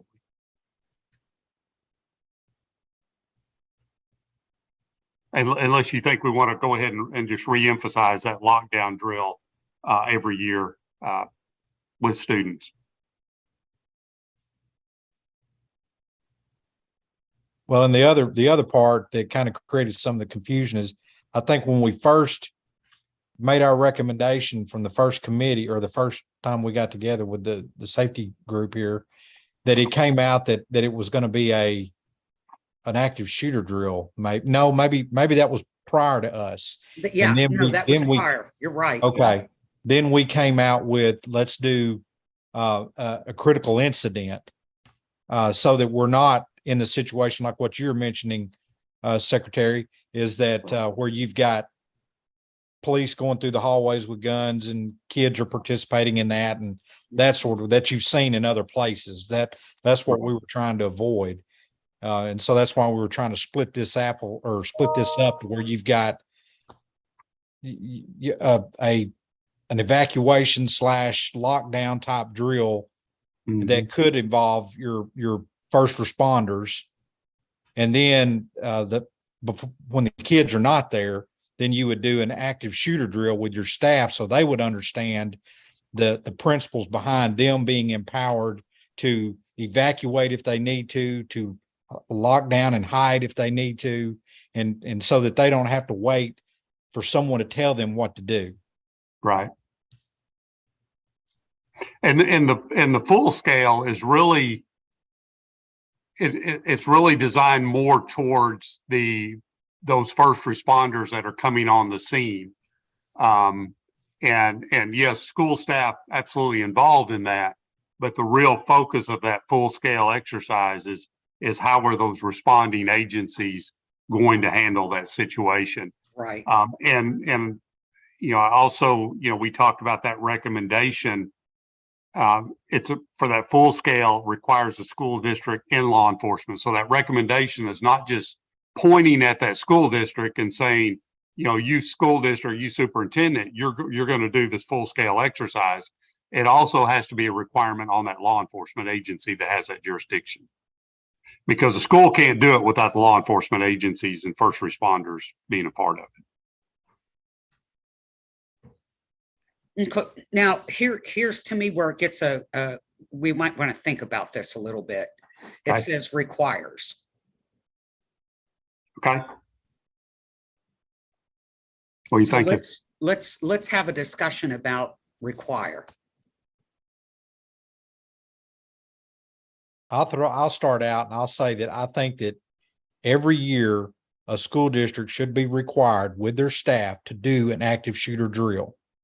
And then I think that every year a school district with their students should be required, and their staff should be required to do a lockdown evacuation drill, be that a scenario based on a bomb threat or something of that nature. And then every 3 years, the police and first responders are coordinated with that drill, or with some type of drill where they have to go through their exercise, and it's also incorporated into the administration and the staff working with them. And then I think annually also you're doing some sort of a tabletop with that group, preparing for that 3-year exercise. Does that make sense? So we've kind of got 4 things, one that's already required and 3 others.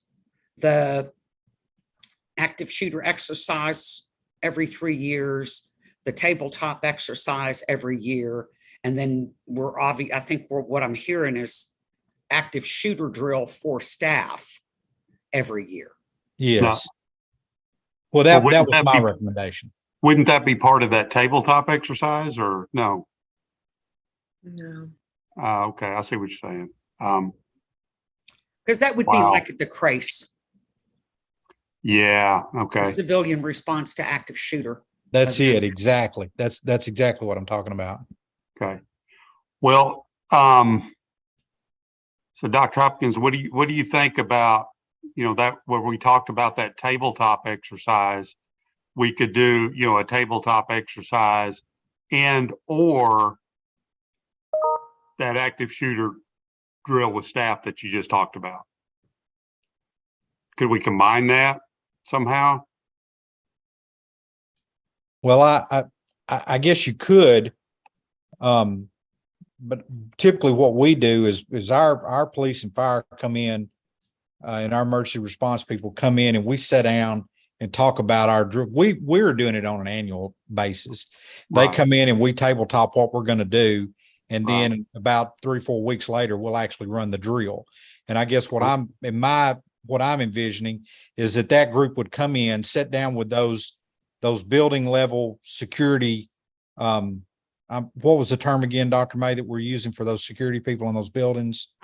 The school safety coordinators. Yes, the school safety coordinators, your administrative team, your first responders would come together. And I think that would be the tabletop exercise that would be conducted annually. And and in those annual tabletops, they would be preparing for that every third year to do the full on exercise. Right. Dr. Hernandez and Crystal, both of you from an administrator perspective, what's your thoughts on this?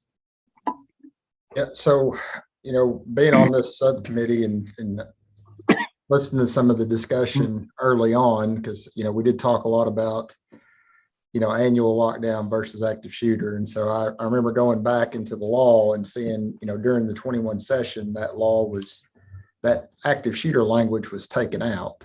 And I do understand the purpose, behind that. But,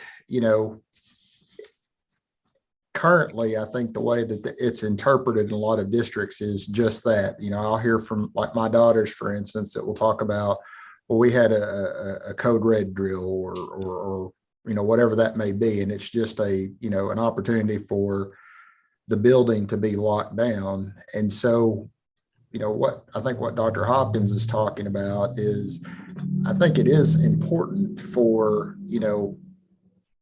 a team, because we all have been studying or hearing a lot about how, teacher turnover and all those things are a big deal. And so unless, yearly, the team that's in place has an opportunity to go through that, intense training, drilling about what they would do, I think you're going to miss an opportunity, and having it that way kind of does protect the students from having that intense experience that, that's often associated with active shooter drill. So I think it's important to have both of those. Yeah. And I think we're talking about, the with students and without students. And I think that's the big difference. When we talk about the active shooter drills, they're more for staff and not the students. So if we're saying, that districts should conduct active shooter drills for staff annually, that's not going to involve the students. But the lockdown drills are the ones that are going to involve the students.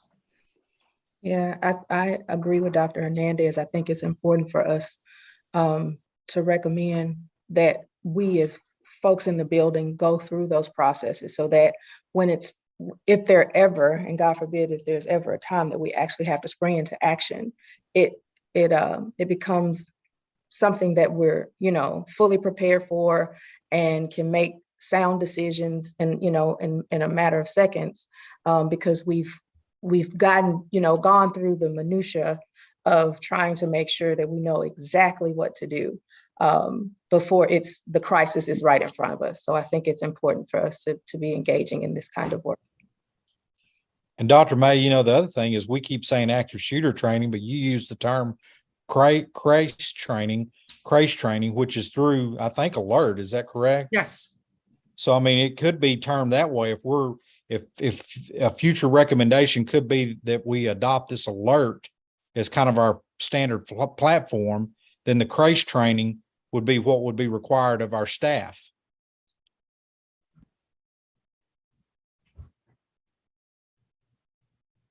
Yep.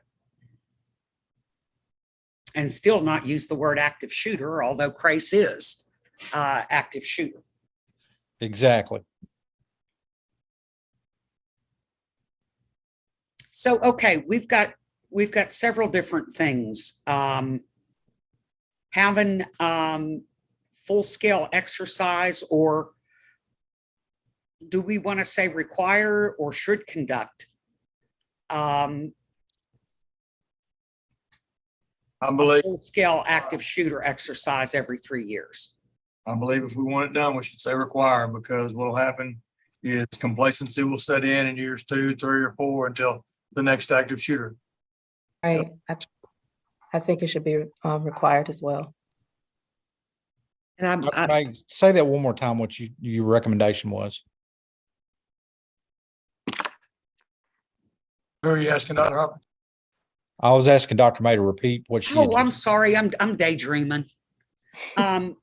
Districts should be required to conduct active shooter exercise, full-scale active shooter exercise every 3 years.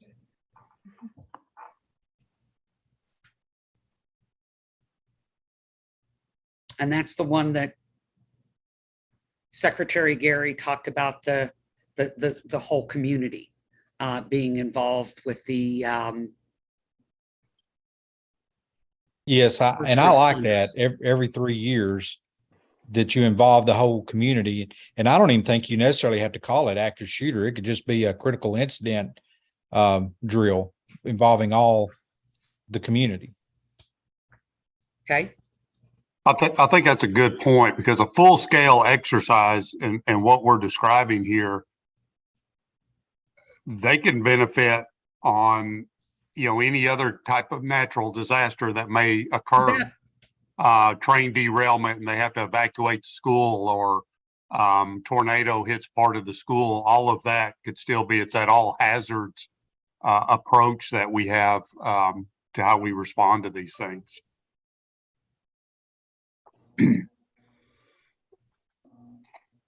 And you all, I have a quick question. This is by district, right? So then for a district like a Little Rock, it could be every 3 years, like one camp, every year they'd be doing it, but one campus versus another campus, like how would that? So, yeah, we talked about that. Some districts are obviously, much larger than others. There is, since a full scale exercise takes so many resources to do, you can do, in a district, you can do one a year. You're not going to be able to do, every campus or every school within that school district. So now every 3 years they can move it to somewhere else, but if, they can incorporate the main players from all the different campuses, but I think it's impossible to do, do more than one every 3 years for that district. Crystal, what we've done when we've done those large scale exercises, we'll invite all the staff members to a centralized location and use all the staff members on the same campus to run through the drill, the exercise. And that way we're doing, involving everyone. It may be on a campus that doesn't belong to them, but that's the way to get everybody involved to understand the techniques and the processes and those type things. So, Hot Springs is smaller than Little Rock, but very similar to the fact that we've got so many different campuses. That's the way we handle it. Okay. And then the lessons learned from that full scale drill can be brought back to the tabletops that you're doing annually and overlaid, looking at different campuses in a tabletop scenario. Yeah, and it's not like the campuses aren't going to be doing anything, because they're going to be doing the tabletops and the active shooter drills every year too. Yeah, it's a continuous circle. Yep. So what's discussed at the tabletop exercise is what leads up to that full scale exercise. And then your after action report, you'll do that, immediately after the exercise, but then you can discuss that at the next tabletop exercise you can have. I mean, that's the whole thing with exercise and planning is you can have a great plan, but until you've exercised it, you don't know where the holes are. And you try to make those holes, you try to make those problems, those failure points so that you can continue to improve your plan. So you fix those next time and then continue that process. And the other annual exercise would be the lockdown drill. Does not have to be the full scale, but just Right. so that the staff and the students understand lockdown and evacuation.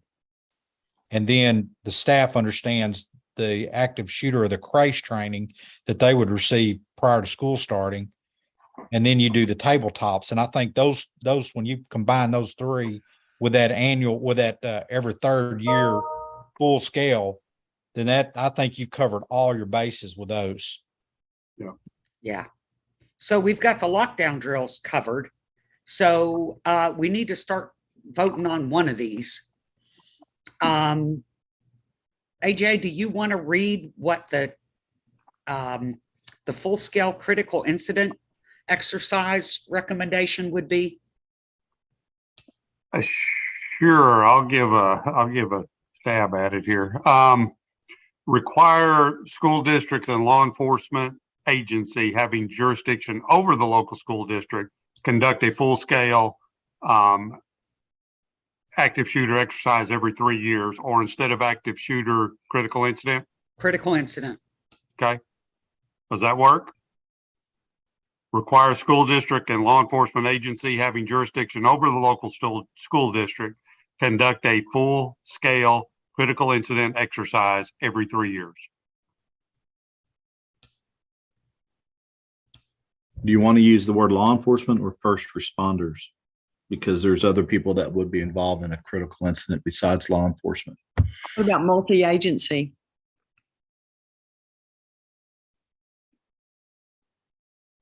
Yeah, I think one of the points was that making sure law enforcement was at the table. Yeah, I mean, I agree. I agree with you, Chief. I think you can use those. The reason I had law enforcement and not first responders is that requirement needs to fall on that local law enforcement agency and not just the school district. Yeah. So I don't know that we can make that, if we made that requirement for all first responders, somebody's got to take that lead. And I think it has to be that law enforcement agency to take the lead on the full scale exercise. So that's why I had it worded like that. Sounds good. Thank you. But yeah, but no, I'm good either way, but that was just kind of the thought process I had.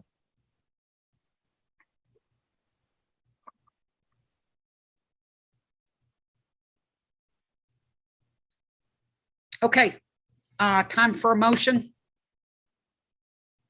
I make a motion that we approve the recommendation Secretary Gary just read. He'll have to read it again. I knew that would get a few chuckles. Do we have a second? Second. Okay, there were 3 or 4 of them. Let's do Bill Temple as the second today. Would you like me to read it again? Yes, sir. I got it. Require the school district and law enforcement agency having jurisdiction over the local school district conduct a full-scale critical incident exercise every 3 years. Mhm. Period.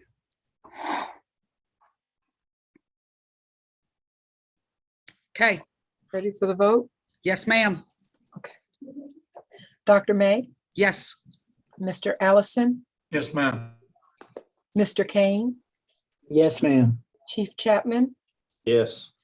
Dr. Dunn, Yes. Miss Gann, Yes. Secretary Gary, Yes. Miss Graham, Yes. Miss Green Braswell, Yes. Sheriff Helder, Yes. Dr. Hernandez, Yes. Chief Hollenbeck, Yes. Dr. Hopkins, Yes. Ms. Poston, Yes. Mr. Kiefer, Yes. Ms. Ellis Ford, Yes. Ms. Stone, Yes. Mr. Temple, Yes. Ms. Wilchy. Yes. Motion carries. Good deal. So then, AJ, the next one would be a tabletop exercise every year. Yeah, so I made some notes here, so I'm take a stab at the title of this one. Require school district and law enforcement agency to conduct a critical incident tabletop exercise every year. And going back to what the chief said earlier, we could change that law enforcement to first responders on this one. Yes. I think would be good and kind of goes along with what Chief Hollenbeck was saying. I agree.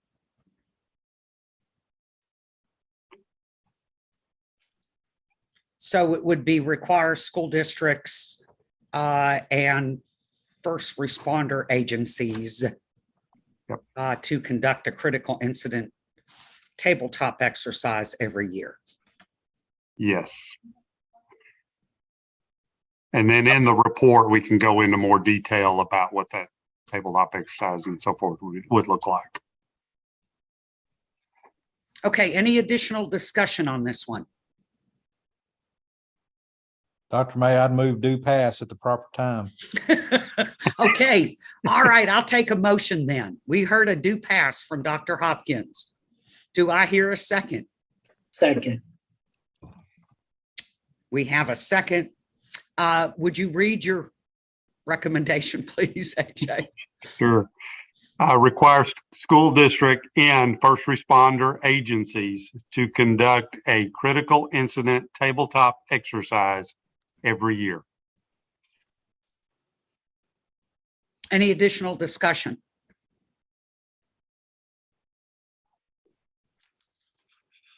Okay, Angela.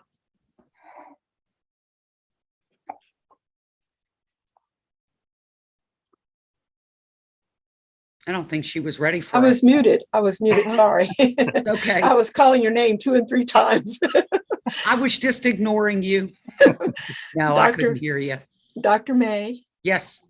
Okay. Mr. Allison, Yes, ma'am. Mr. Kane, Yes, ma'am. Chief Chapman, Yes. Dr. Dunn, Yes. Ms. Gann, Yes. Secretary Gary, Yes. Ms. Graham, Yes. Ms. Green Braswell, Yes. Sheriff Helder, Yes. Dr. Hernandez, Yes. Chief Hollenbeck, Yes. Dr. Hopkins, Yes. Ms. Poston, Yes. Mr. Kiefer, Yes. Ms. Stone, Yes. Mr. Temple, Yes. Ms. Wilchy. Yes. Okay. Angela, you skipped me, but I'm a yes. I know I have somebody I missed. Who did I miss? Courtney. Courtney, okay. Sorry. Okay, and then the other thing that we don't have in here is whether or not districts should be required to have active shooter or crash trainings for staff annually. Because then that rounds everything out, right? AJ? I think so. I don't know if Dr. Hopkins wants to weigh in on, he had pretty good comments on that a few minutes ago. So if he Yeah. wants to recap those. I think we've got 2 more to go. We've got the crash training for the staff. And then we may have done it, but the lockdown drill, evacuation drill for students annually.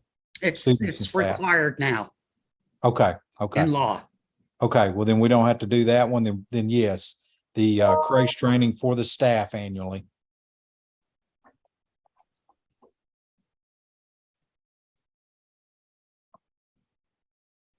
Dr. Hopkins, do you mind if I speak to that momentarily? Oh, no, sir. Go right ahead. So the crash training itself, if we're doing all these other things, the crash training is a 4-hour block of instruction typically. But if you're doing some of these other things, the classroom instruction can be pared down to about 2 hours of in-service training. That's what we do for we offer that to all 7 school districts here locally annually during in-service training prior to going back to school. And so it can be done fairly easy. And John is absolutely right. And Crystal, you made the comment about the turnover in staff. It does need to be done annually. It changes annually. The new scenarios, the new data, it's important to do it on an annual basis. I think, Dr. Hopkins, you're doing it annually now. Is that correct? That is correct. And Chief Chapman, the way we're doing it, I think is what you're describing. We have the person that kind of directs that comes in and talks to the staff all together. Yes. And kind of goes over the procedures, what we're doing, why we're doing it, that sort of thing. And then we actually go into classrooms and run an active shooter drill. Yes. And so if you're doing those drills as mandated in these recommendations, the CRACE training can be done in a 2-hour block of instruction and everybody together. Very easily done, very regimented training, easy to roll out, minimal instructors. Doesn't require a lot, the ability to do a PowerPoint presentation, but that's how we're doing it now, is in about a 2-hour block of an in-service instruction. Maybe one of the things that we need to do, because we're going to have to, on the law enforcement and security side, we're going to have that discussion about alert. And this is an alert program. So maybe it will be better if we hold off on this one until we get through the alert piece, and then we can come back. Just a thought.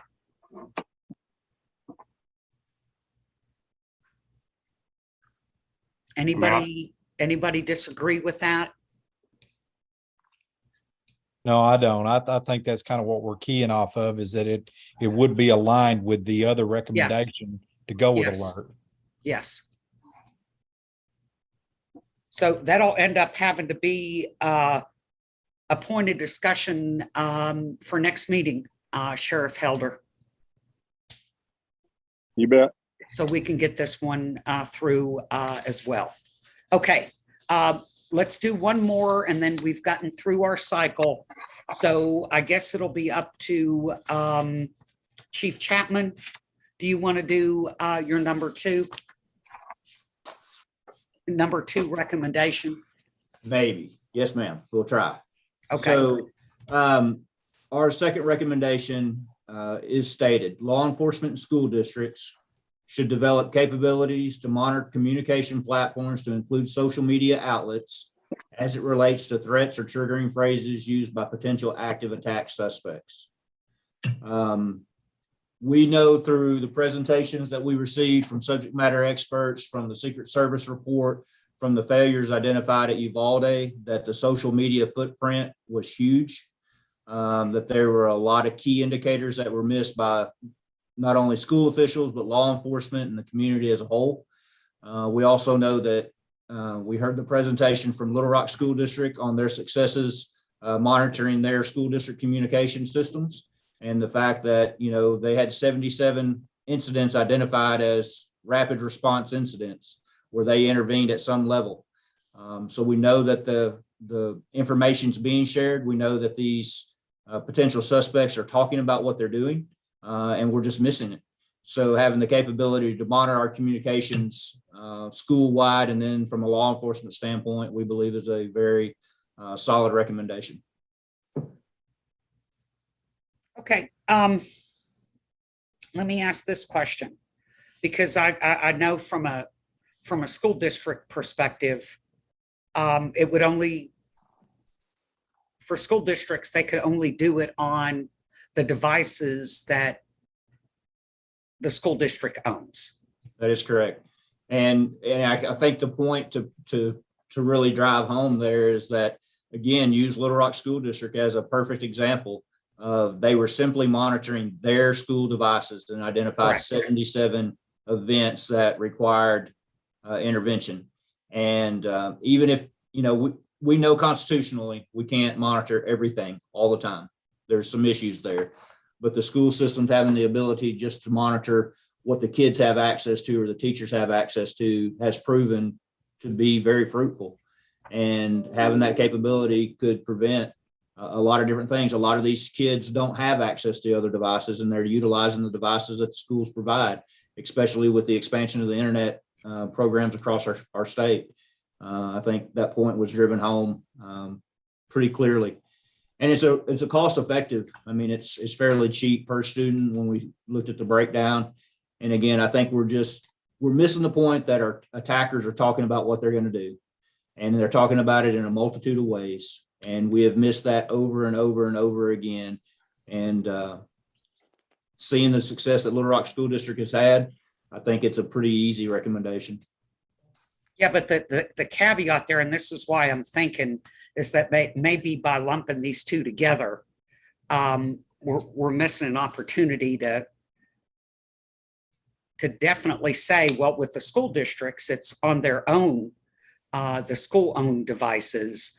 And then for law enforcement, it's through like the Fusion Center and the capabilities of the Fusion Center, correct? Or are you talking about individual agencies?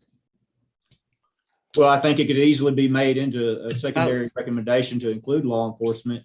I think the school district should be sharing that information with law enforcement immediately upon identifying that information.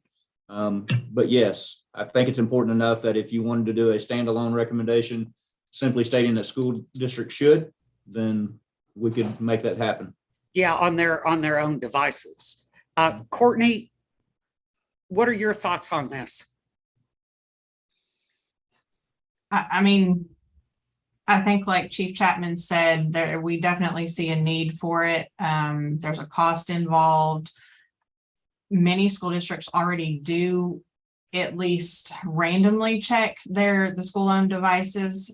They have the right to do that, so that's not an invasion of privacy or anything like that. So anything that could lead to potentially stopping an incident. I mean, I think it's worth the recommendation. Okay, so you don't see an issue with making sure that it's clear that it's on their own devices? Or is that just a given? I mean, I think it's a given because they would have no means of monitoring private devices. I don't know how they would even begin to do that. But if you want to add that clarification, yeah, then that's moot. And then the question becomes, should it be combine these two or separate the two? Well, I think you could identify and state, simply make the schools the primary recommendation, and then in our justifications in the final report, talk about sharing that immediately with law enforcement and having law enforcement, involved in that.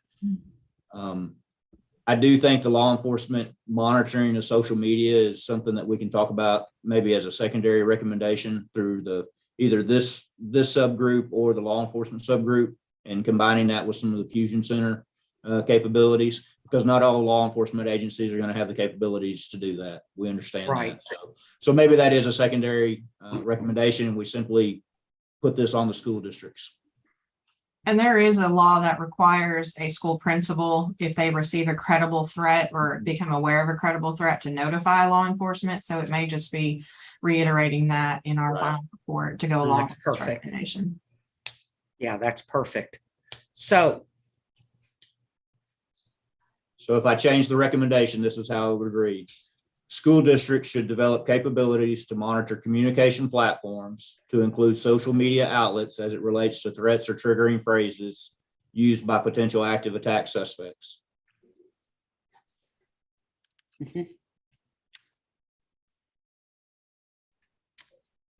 Ready for a motion?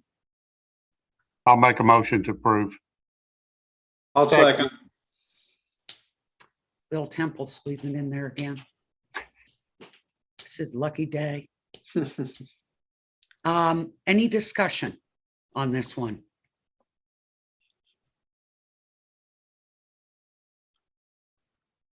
Okay, Angela. Wait. Sorry, is there sort of wiggle room in there for updating what that language would be that would trigger? Is that encompassed by the wording? what I don't know, remember the phrase, triggering phrases? Yeah, it's stated as threats or triggering phrases used by potential attack suspects. Where does that come from? So what we did is basically used Little Rock's platform as an example. And I actually stated that, hang on just a second, see if I can actually find what they look at. So the Little Rock devices key on these specific areas: self-harm, depression, suicidal tendencies, substance abuse, pornographic content, unhealthy relationships, threats of violence or bullying, cyberbullying. So that's the triggering phrases that they focus in on. That we just kind of use that as a footprint. I mean, I get my, it's not really a concern. It's just, I just think the language should be broad enough so that, that can be updated. I'm just talking about like kids slang, the slang changes rapidly. Well, and if I understood correctly, and Marvin's not on here, but I understood that those phrases could be changed as often as needed, based on, the slang changing itself. They could change those triggering phrases to capture whatever you wanted specifically for your school district. Okay, so you feel like there's enough flexibility in that? I think so, if we explain it well enough in the justification and the final report. Yeah, I think that would be okay, but I'm open to any changes or suggestions. I'm good with that. I mean, just it should keep up with the times. Correct. Chief, if I remember correctly, it was the app host that kept those up, and the school had the ability to add to or take away from. Yes, So and it we was actually had the constantly discussion evolving. that, the individual school districts may be different. What's a triggering phrase in Jesseville may not be in Little Rock. So we understood that each district would have the opportunity to identify certain things that they wanted to track. Okay, great. Okay, so we're ready?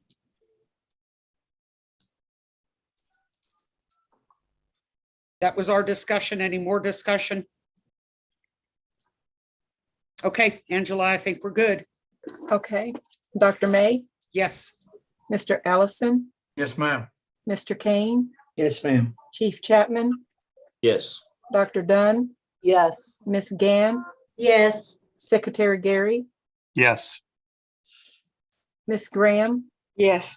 Ms. Green Braswell, Yes. Sheriff Helder, Yes. Dr. Hernandez, Yes. Chief Hollenbeck, Yes. Dr. Hopkins, Yes. Ms. Poston, Yes. Mr. Kiefer, Yes. Ms. Salas Ford, Yes. Ms. Stone,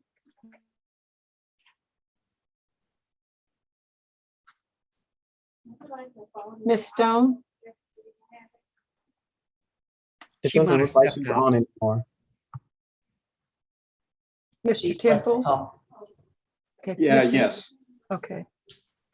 Ms. Wiltshire, Yes. motion passes. Good deal. All right, a lot of good work today.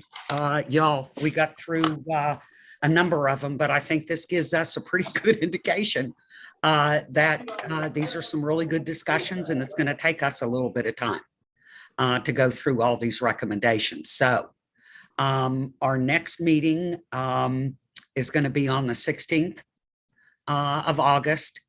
To the best of my knowledge, we're going to be back down in 151. Is that correct, Angela? Yes. As far as we know, that should not be an issue. Okay, so we'll be back in person on the 16th. And we'll map out when we're in person, because I know we're not going to have a meeting on the 23rd. There was a request that we skip that, but we still need to have these subcommittee meetings, maybe not as long as what we have in the past. So I'm going to leave it up to our subcommittee chairs. to make sure that everybody gets their reminders and stuff. But we do have a lot of recommendations, which is great.